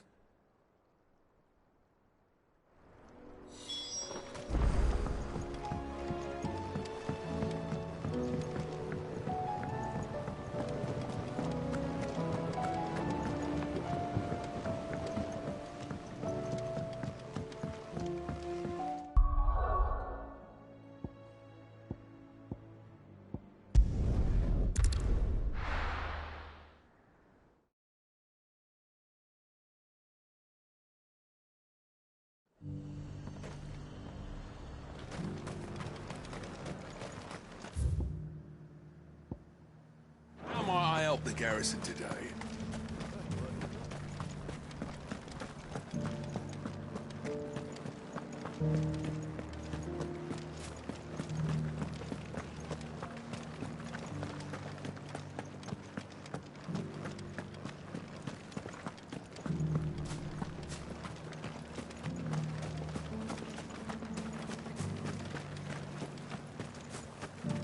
Those things didn't fight like men.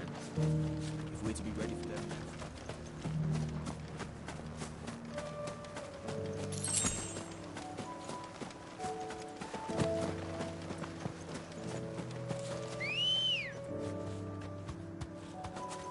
Good girl.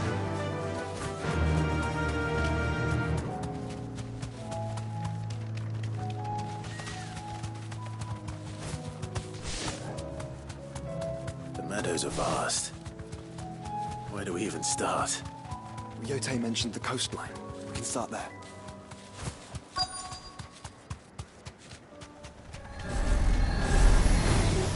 Don't get surrounded.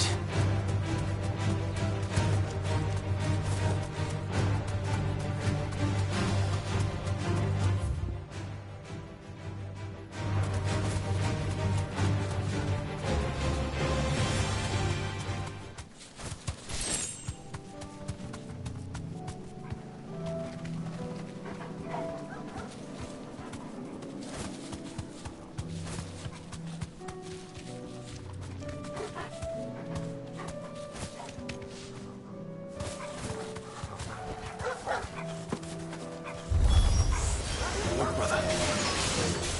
See them? I do. The flowers. And our friends.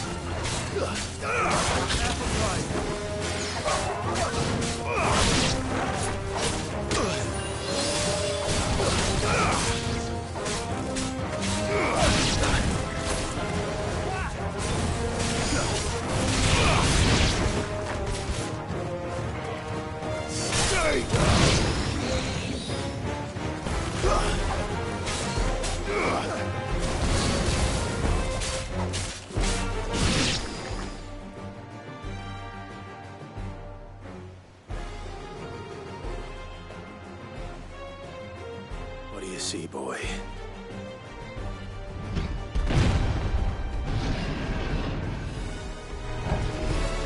Let's hope this is the last one. Only one way to find out. Too slow.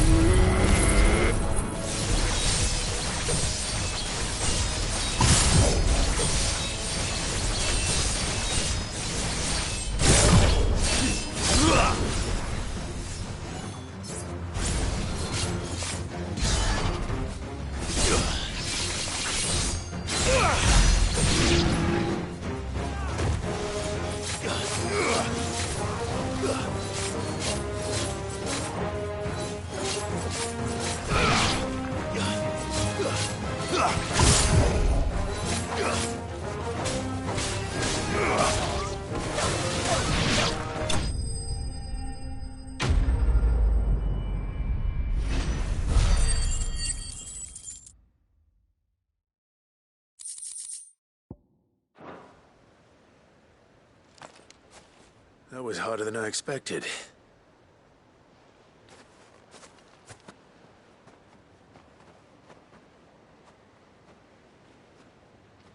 But found her. It was worth it. They're beautiful. Do you think Jill will like them? She'll love them. Come on. Let's go.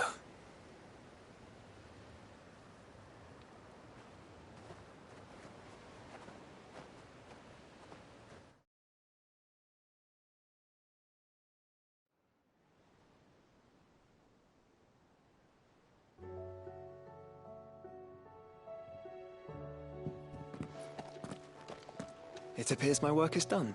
The rest, as they say, is up to you. Well, you and the skies. We wouldn't want another thunderstorm now, would we?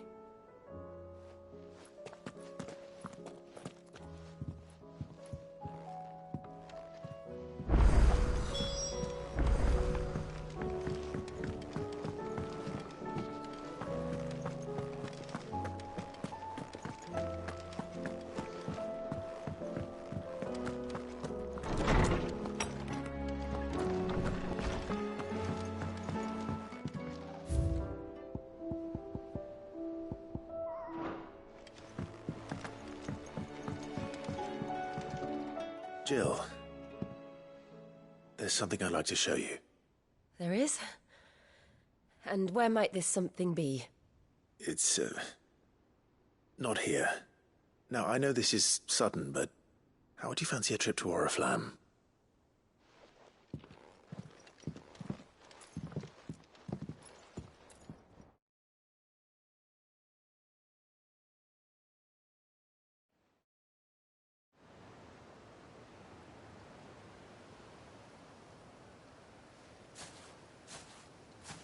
There are so many. This is what you wanted to show me.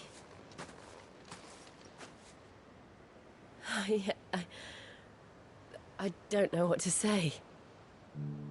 You don't need to say anything. The smile on your face is enough. We've been worried about you. Joshua and I. Do you remember when I took you to Man's Hill? Or tried to? How could I forget? You saw me crying and thought a change of scenery might lift my spirits. In the end, it earned me a nasty cough and a stern scolding from your mother. But I felt wonderful nonetheless. I'm sorry. I had no idea what I was getting us both into. But I couldn't bear to see you like that. Before we left, my chambermaid told me she'd overheard your mother talking about my marriage prospects with some of the noblewomen at court. They were debating whether it would be more profitable to marry me off to one of the high houses instead of saving me for the ducal line. No one thought to ask me what I wanted. I was nothing to them. A pawn at best. I felt so trapped, so lonely. I didn't know. But I wasn't alone. You were there. Your hand in mine as we ran for those oaks. And I knew then, no matter what happened, I would be all right. I'll never forget that feeling.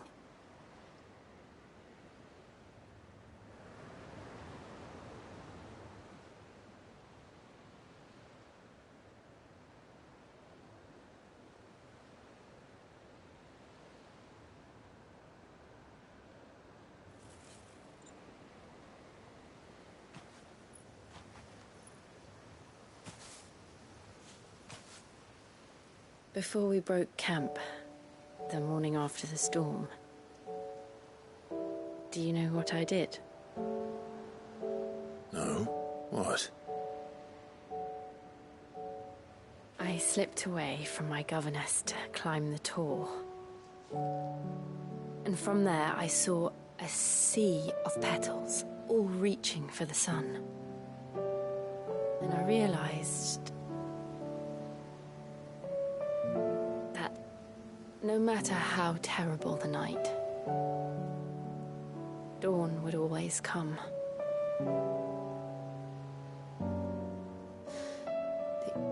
That you would always come for me. And you have. Again and again.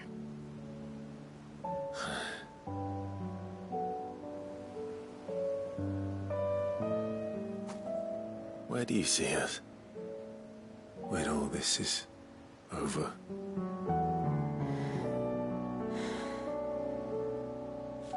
I don't know.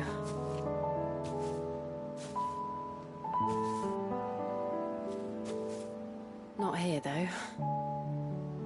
I think I've outgrown the twins. After everything we've been through, the realm just seems so small. I'll need some space to spread my wings. Then that's what you'll have. And I'll stop at nothing to see that you do.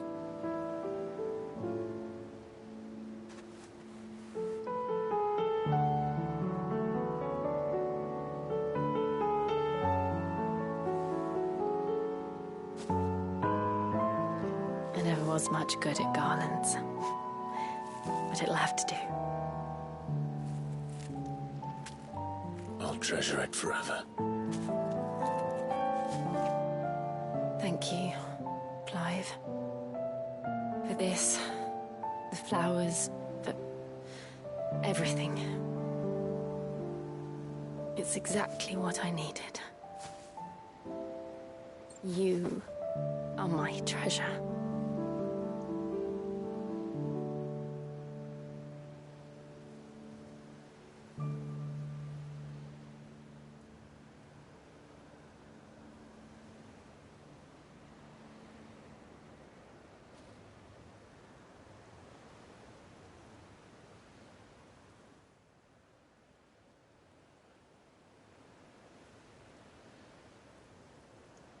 We should probably be getting back. I expect the others are wondering where we are. You're right. There's still much to do. And we'll do it together.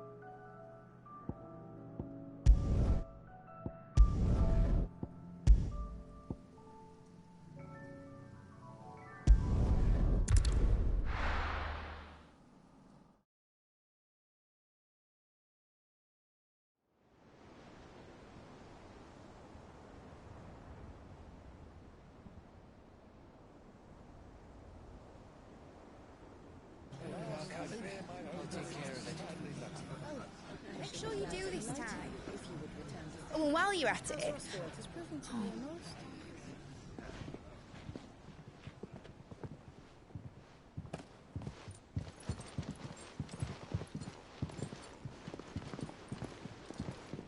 Clive, if you see me dad up there, tell him we were right to leave his legacy with you. Tell him he'll be in the front row. There's no way he'd miss this. Well, behave yourself, Mid. We'll see.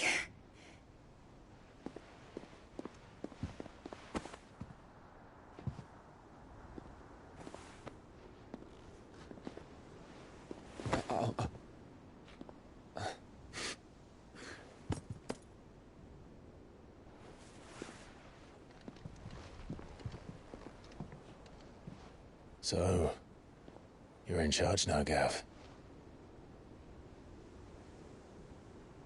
And what does Tyre have to say about that? Come back before she finds out, eh?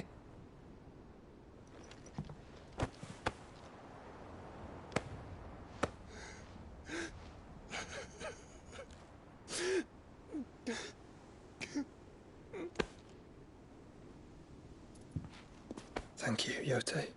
I'm sorry. Your Grace, I shall pray for your safe return. That's kind of you. But you should pray he took his medicine. I didn't spend all night grinding herbs for his lordship to leave them on his nightstand. Again. You needn't fear, Lady Tyre. And thank you. See that your brother comes back in one piece. Or, at most, two. Any more and you can heal him yourself. I'll keep that in mind.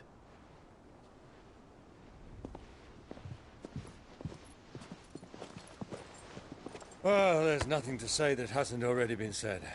But that's never stopped me before, so just you do what needs doing. And don't worry about us. We'll do our best, Uncle. That we will. If that is all? Not quite.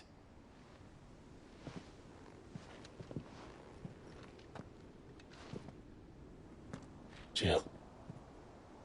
It's time, isn't it? It is. Take care of him. And you. You take care of her too, boy.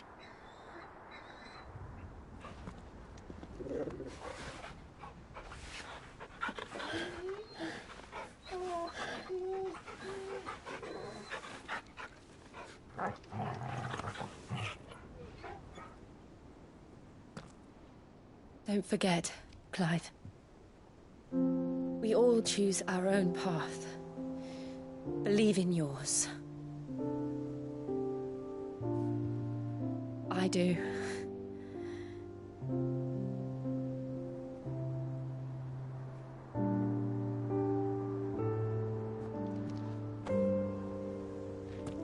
I'll be back. I promise. I love you, Jill.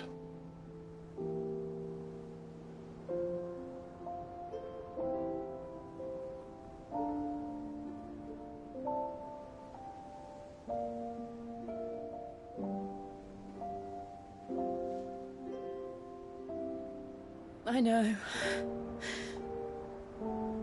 I love you too.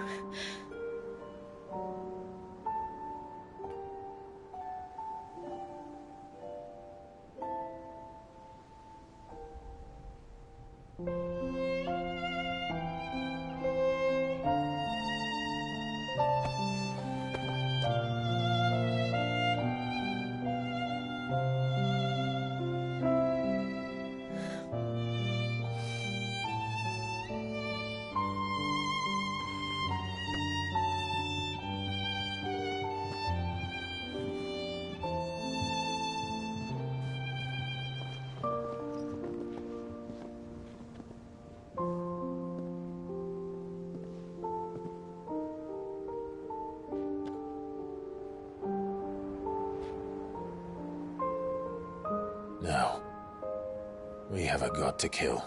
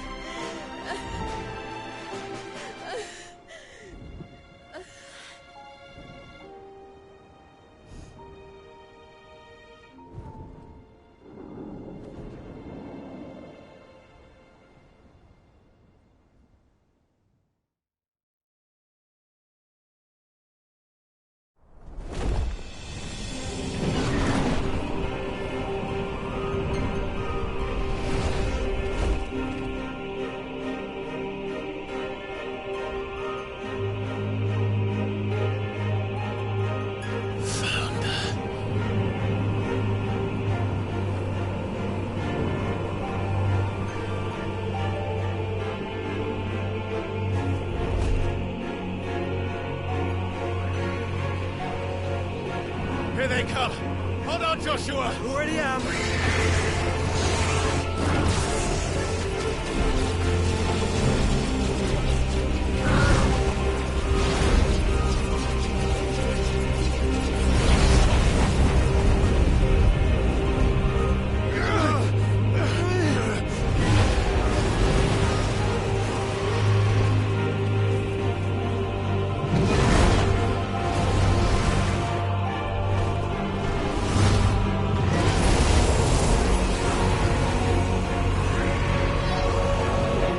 To make us a way in.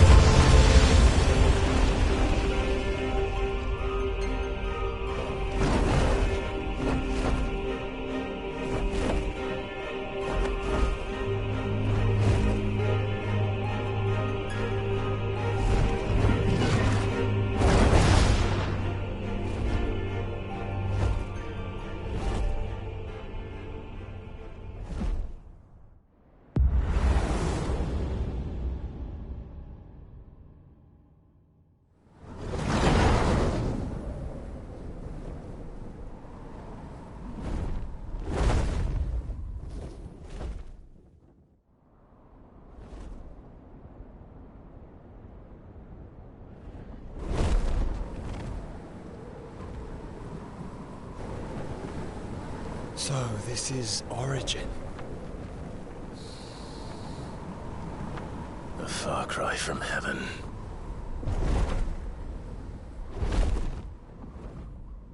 Where it all began. Where it all begins. Our ark. Your architect. There you are. It was here that we slumbered. Here that we waited for centuries, clinging to our decrepit shell, for fear that we might have need of it once again. But you have come at last. And now we shall be truly complete.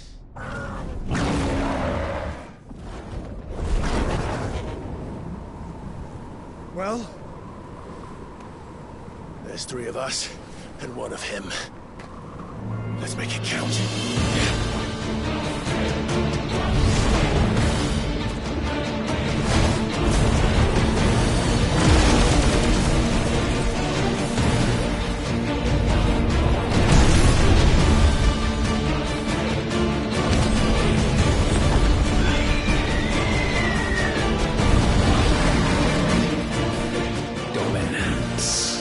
We will show you what it means to suffer.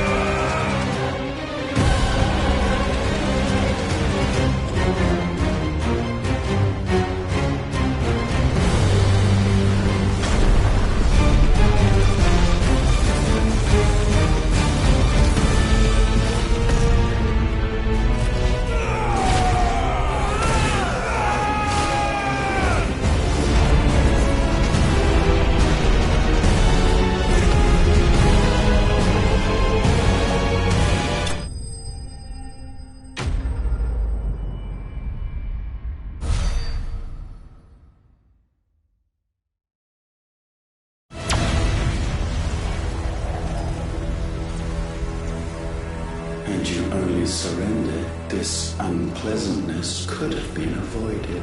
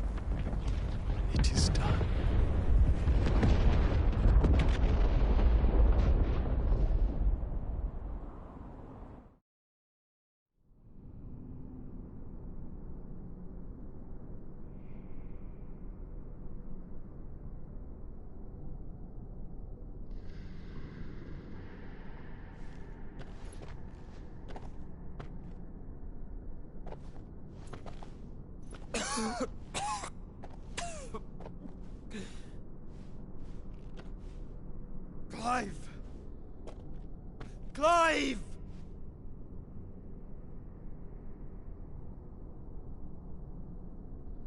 No.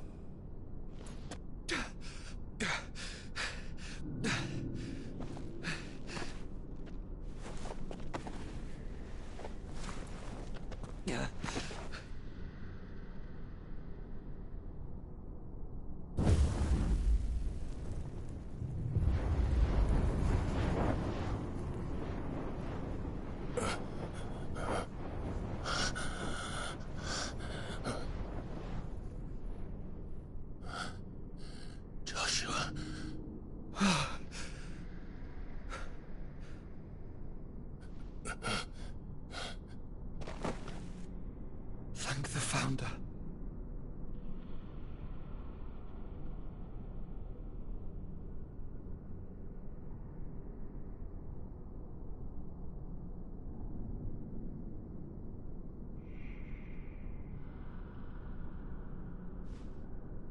Did I mention you look terrible?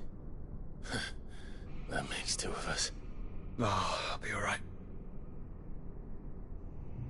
And Dion.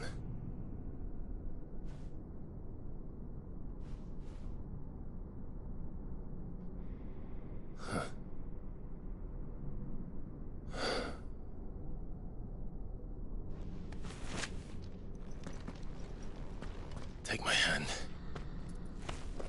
I told you, I'll be...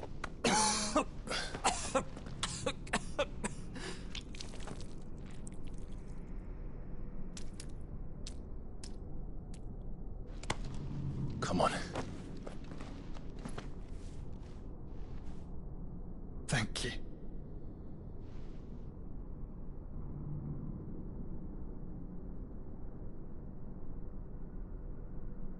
press on. Always.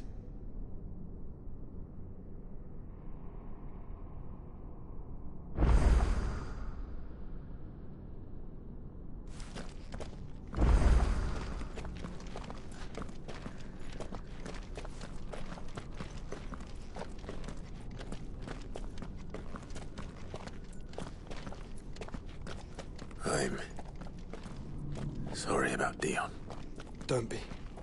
Please. He did what he had to do. And it's time we did the same.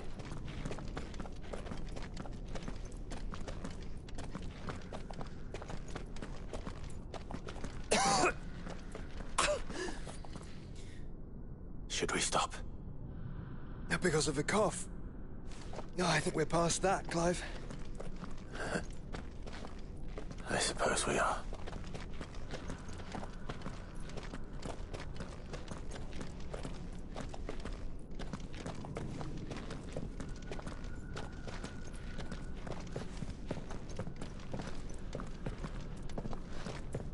That light.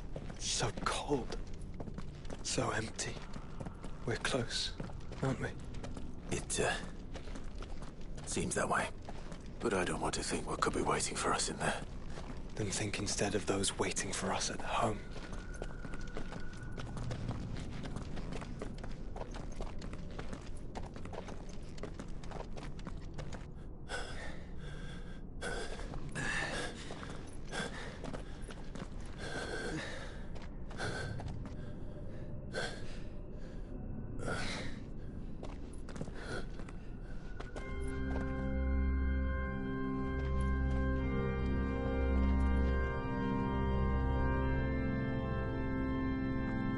Clive.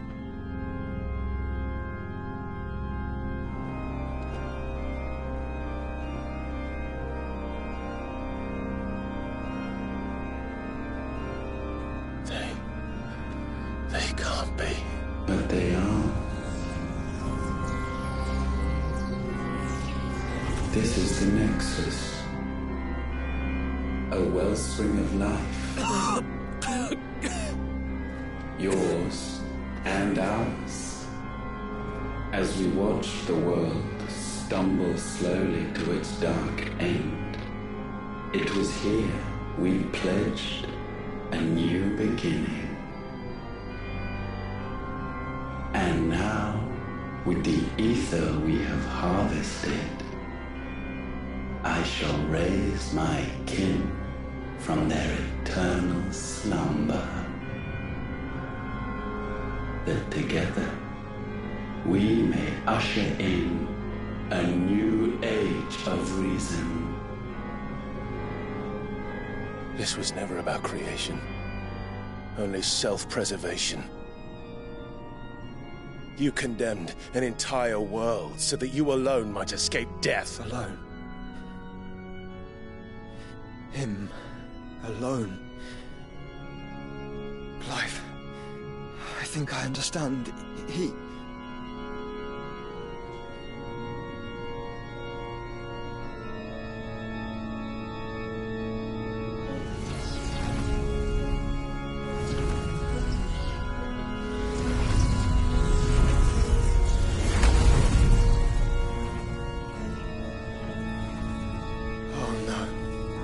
They sacrificed their flesh to become beating hearts of crystal that pumped the land's lifeblood from the depths of the earth unto this very chamber.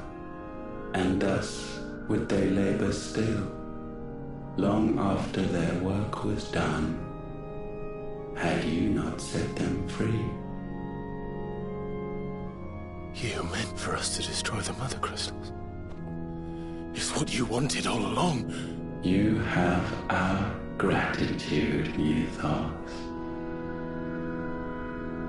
In this you have served us well. You have both served us well. Welcome home, brother.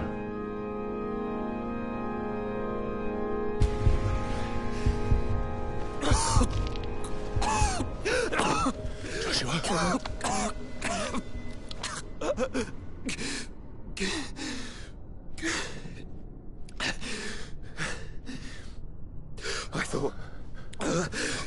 It was me. But it wasn't my grasp that grew weaker.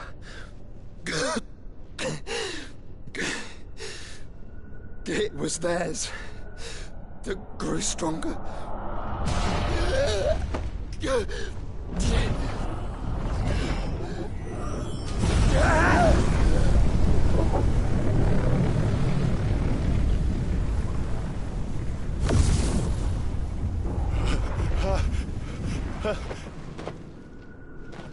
Joshua! No!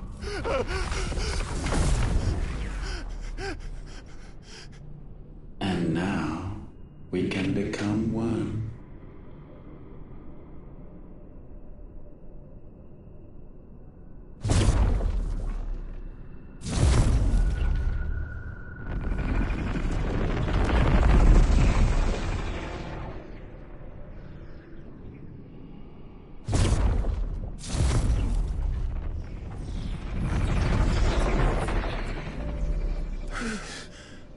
Clive. Don't speak. Shh. The one possessed of the destructive flames of Ifrit and the healing flames of the Phoenix. This, I once believed, would be Ultima's true form. But I was wrong. I see it now. Why you will never become Ultima's vessel. I don't care. Just hold on. Listen to me, Clive. You remember the murals? People once knew that Ultima was their god. That he created them. And they worshipped him, prayed to him, looked to him for guidance. In vain. In vain. For he did not listen, did not acknowledge our will, and so we strayed from his path to forge one of our own. So absorbed was he in his own desires, so driven by his own will alone, that he shunned the one thing that could have made him truly powerful. Faith. The same faith people now place in you. Faith that you will fulfill their dream, Sid's dream, of creating a better world for us. Faith that you will follow in Father's footsteps and save those who need saving most. Faith that you will answer Jill's plea to save yourself. The difference is, Clive, that you chose to listen, and that is what has steeled our bonds. Bonds that helped you stand firm when Ultima's pull was at its strongest. His power may be absolute, but so is ours. And so will yours be. With my light in your heart, not even a god might stop us. Joshua!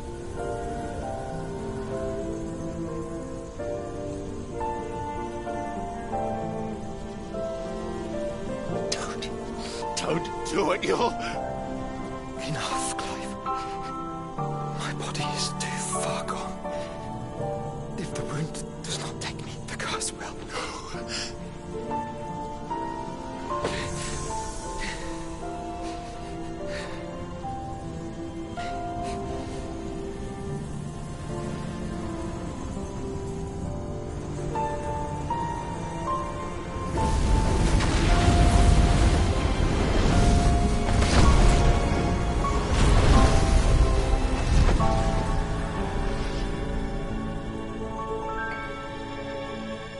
I have always been proud to call you my shield.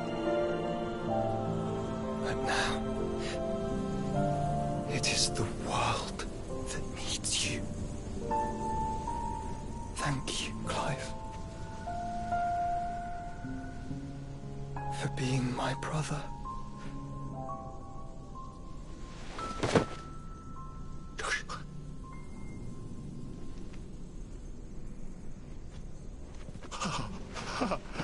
Look at me.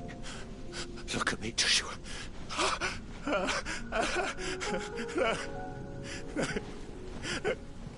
Open your eyes! Open your eyes, Damien!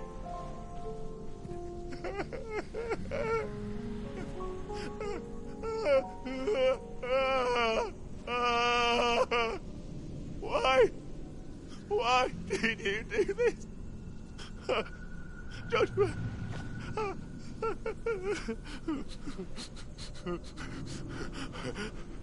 Joshua!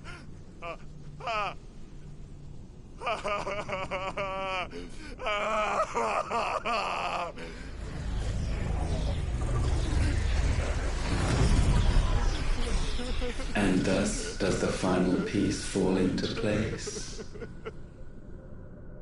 The incantation primed, but one task remains. To empty the vessel.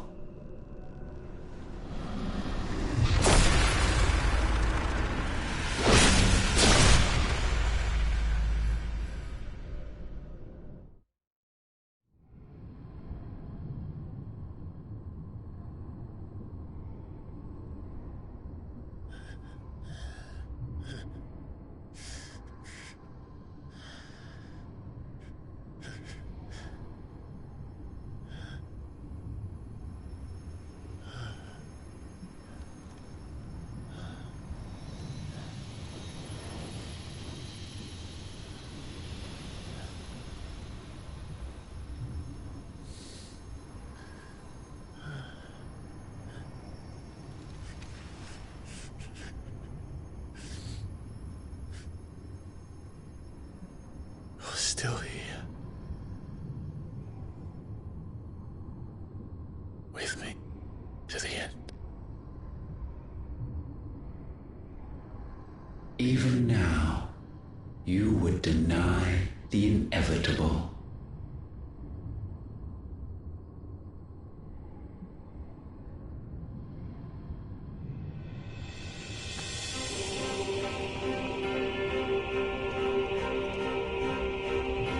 As we always have. And always will.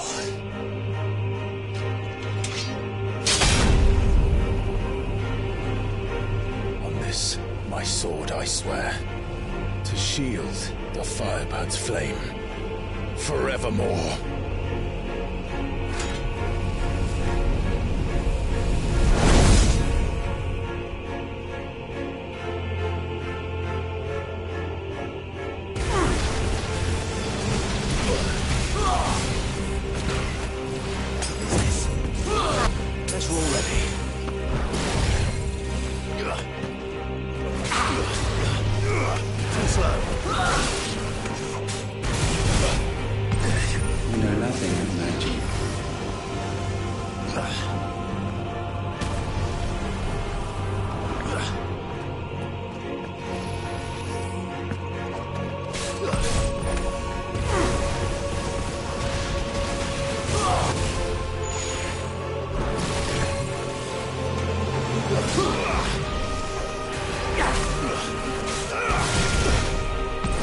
This is the work of my will.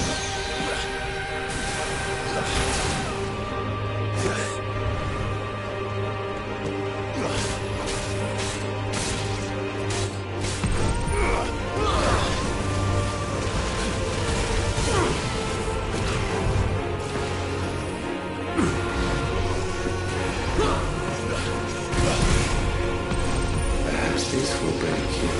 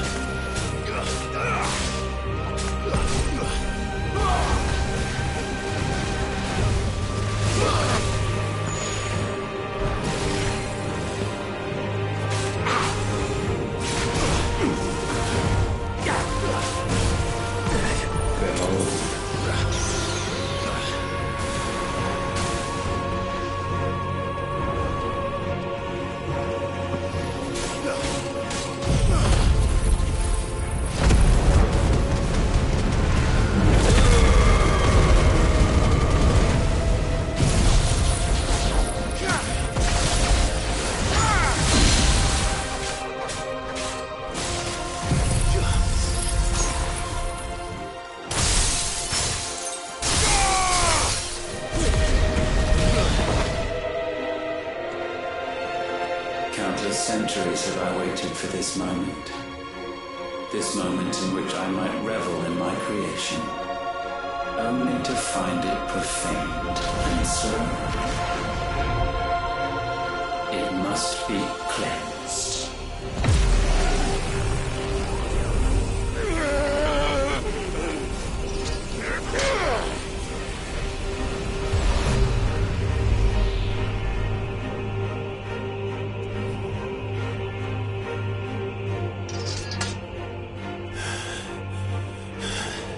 Unexpected. How is it that your will yet endures?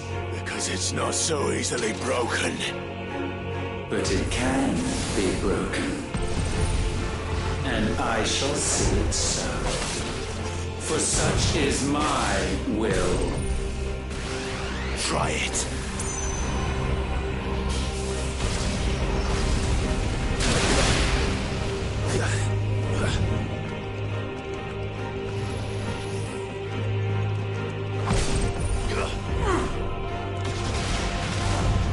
Too slow.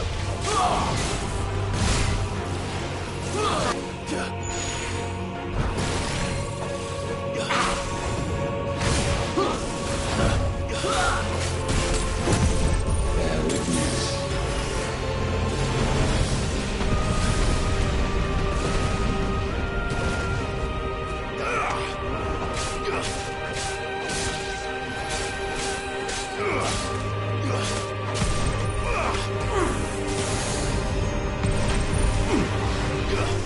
Let's try.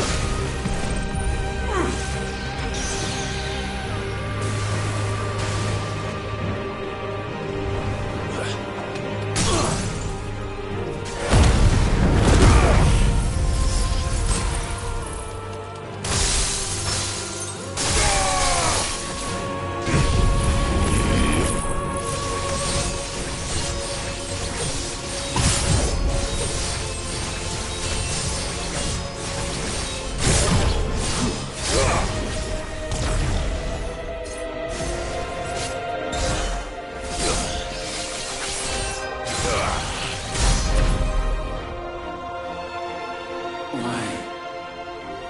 What latent force feeds these flames? I sense more here than mere will. Is this Logos? Have you truly become free? No, I forbid it. You are not a god. You are but flesh and bone. You are not one of us.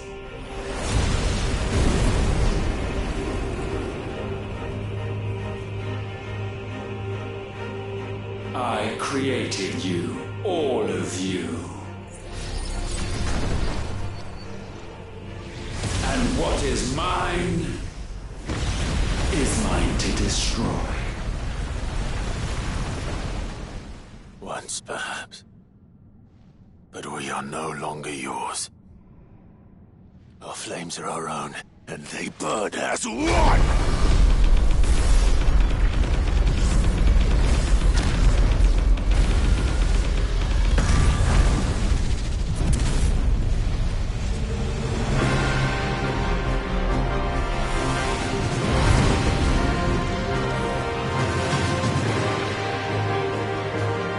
Have you learned nothing? Damned is the slave who will turn the scourge upon his master!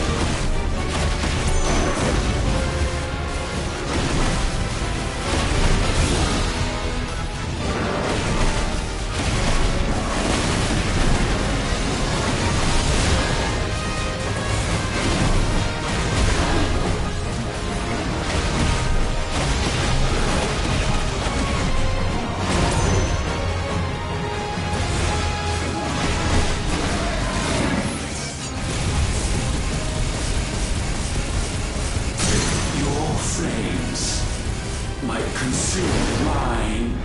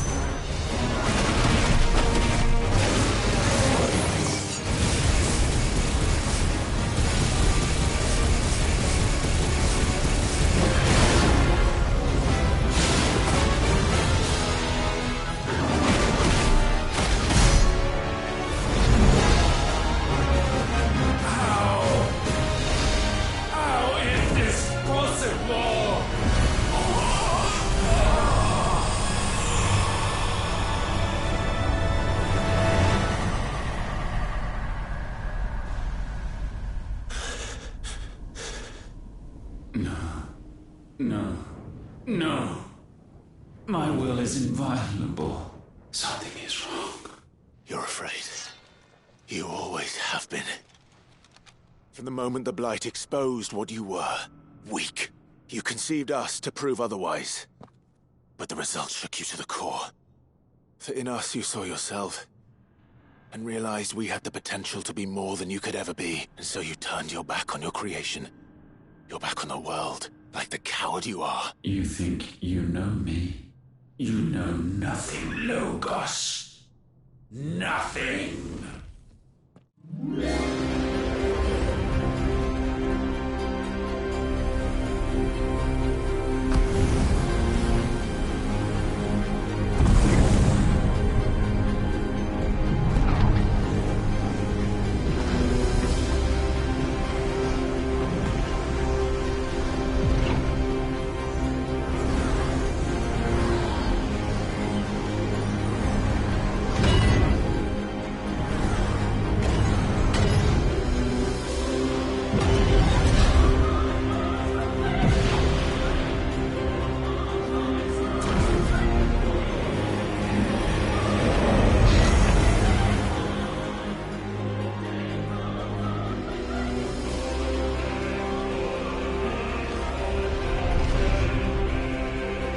Bathed in light, I stand above you, my rebirth complete.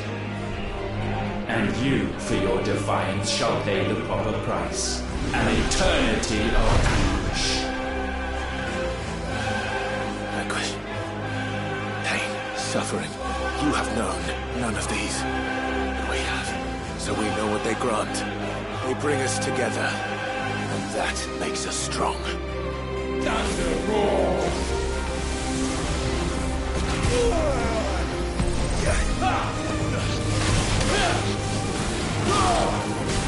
My will be done.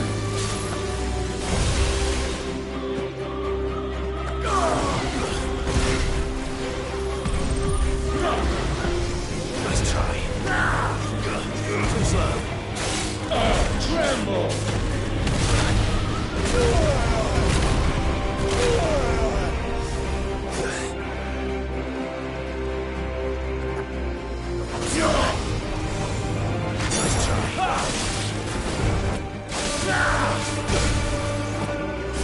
Too slow.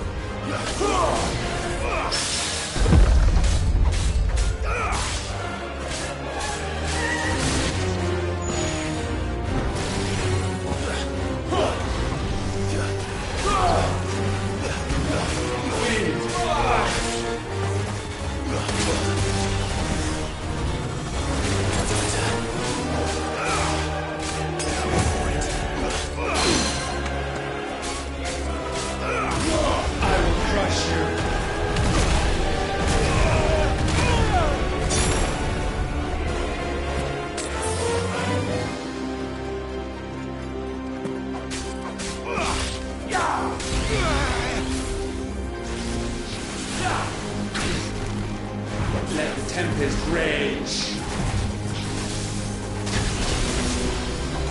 Too slow. Dust to dust. Nice try.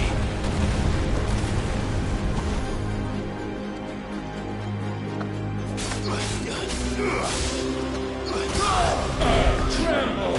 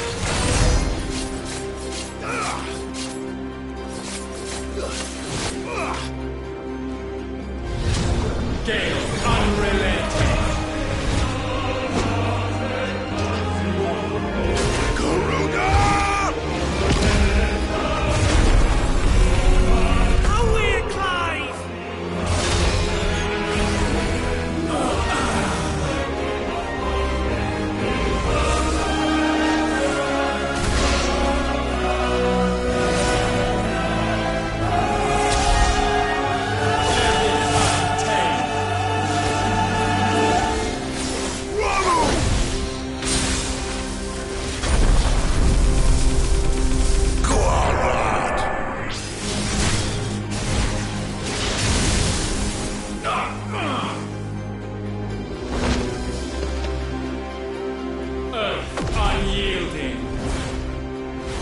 Titan!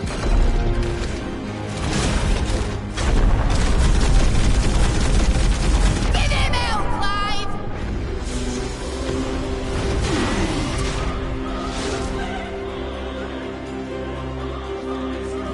You cannot have this power.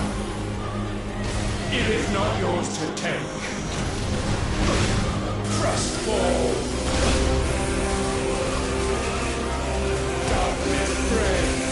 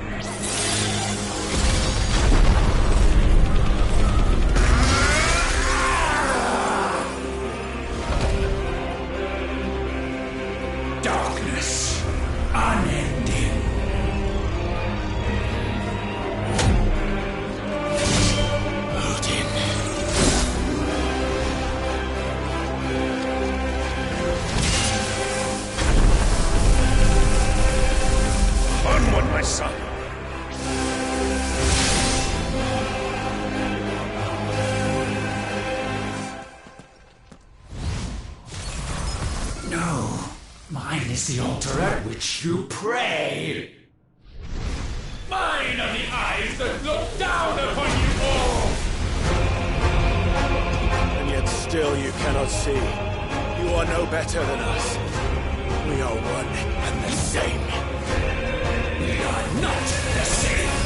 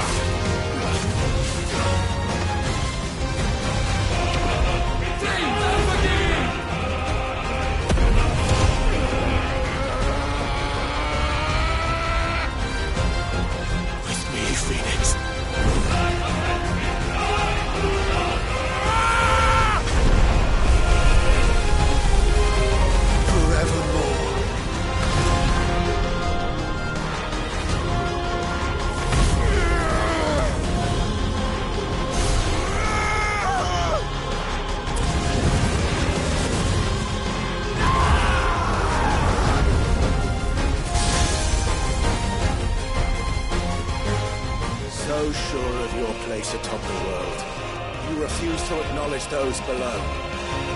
You chose to remain alone. And so you shunned the one thing that could have made you stronger. Pushed away the hands that could have raised you higher. I do not need you. You are anyone. And that is where we are different. I could not have made it here on my own. I carry with me the hopes and dreams of my brothers, my sisters. And it is they who will give me the strength to end your reign.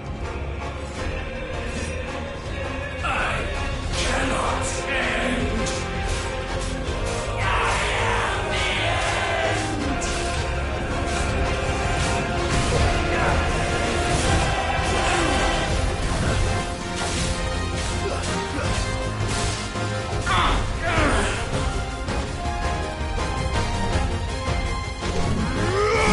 Mortals! The world you seek is but a fantasy! The only fantasy here is yours. And we shall be its final witness.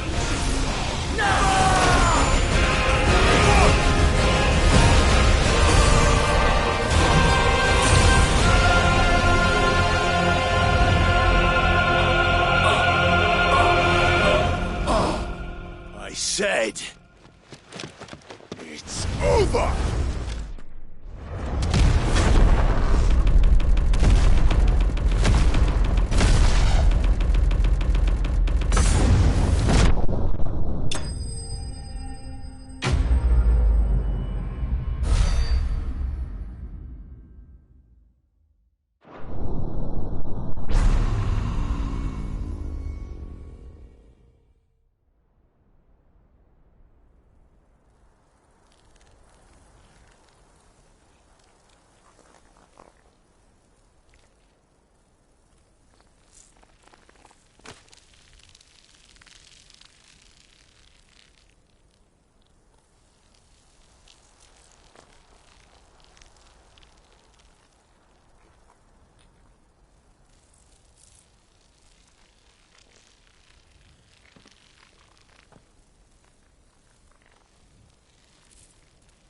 Tell me, what do you imagine will befall this world now that you have gained your precious freedom? I honestly don't know. But I doubt it will be pretty. A sorry tale of sin and suffering, hardship and pain. And it was for this that you fought so fiercely? Why? It's who we are. We fight. We survive. We endure. We don't need a reason. We are imperfect creatures. When we stumble, we reach for a shoulder to lean on. When we fall, we stand back up.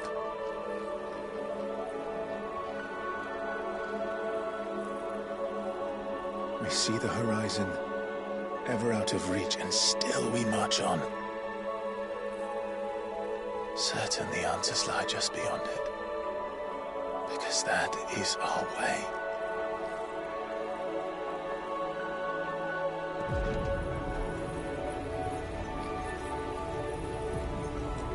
My congratulations.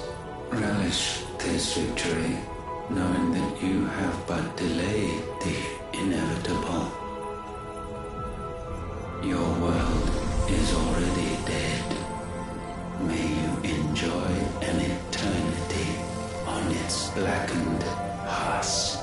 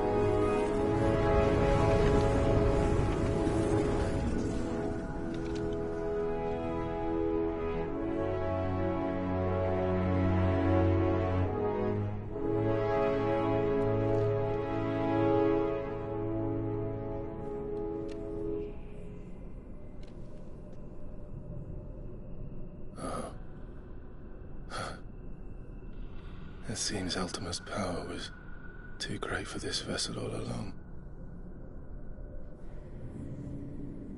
But while I have it, perhaps I can use it to set things right. And see Ultima's legacy. Bearers, dominance, crystals, magic, consigned to the flames.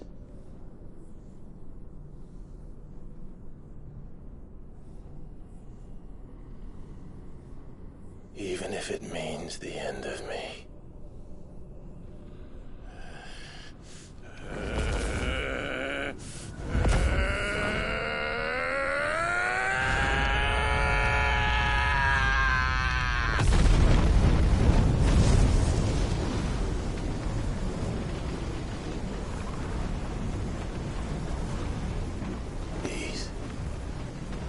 These are our terms.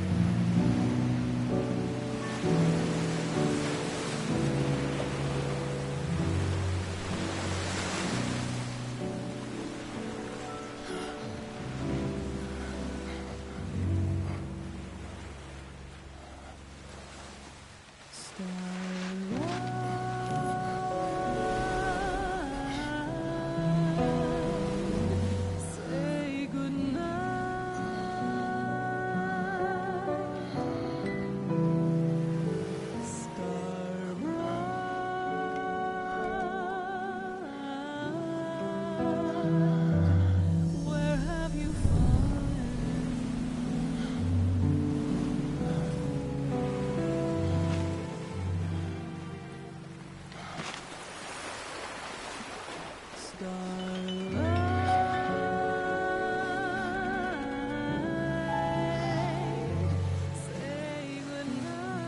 you see it too, Jill?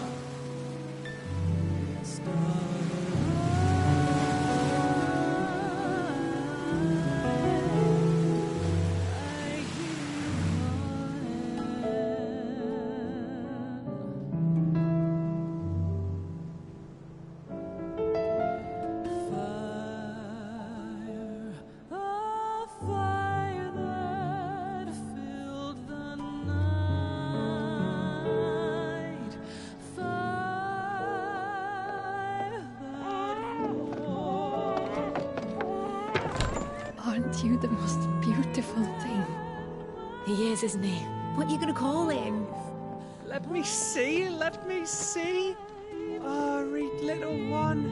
Got a smile for your Uncle Gov. Not so loud, you burp. What? I was only... Shh, you're scaring him.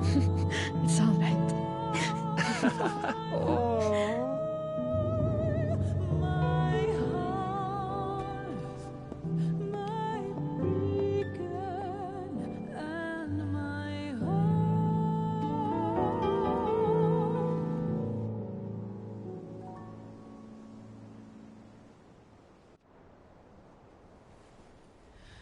A sky of scattered tears,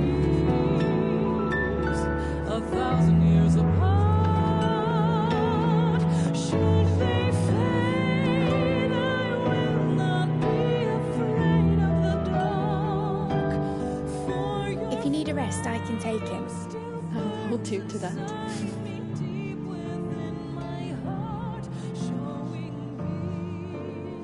The world's yours now. Yours to do with as you please. That's what Sid wanted. That's what they both wanted.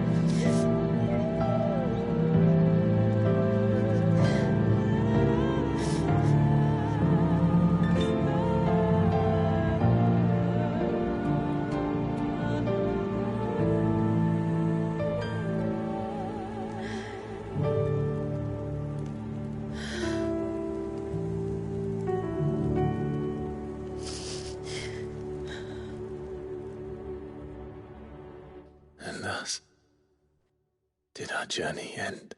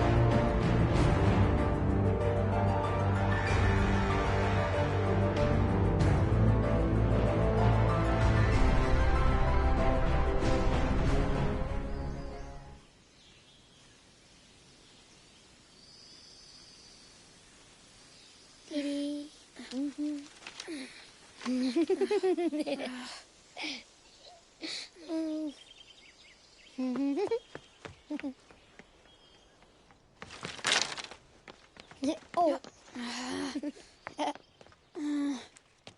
Every time. Will you light it?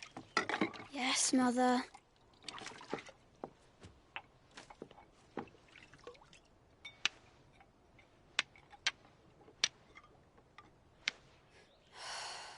Come on. If only I had the flames of an icon. Icon? Have you been reading that silly story again? Magic belongs in fairy tales, and fairy tales don't boil kettles. You see? Well done. Now, be a good lad, and play with your brother until supper. Come on, hurry! Hurry! All right.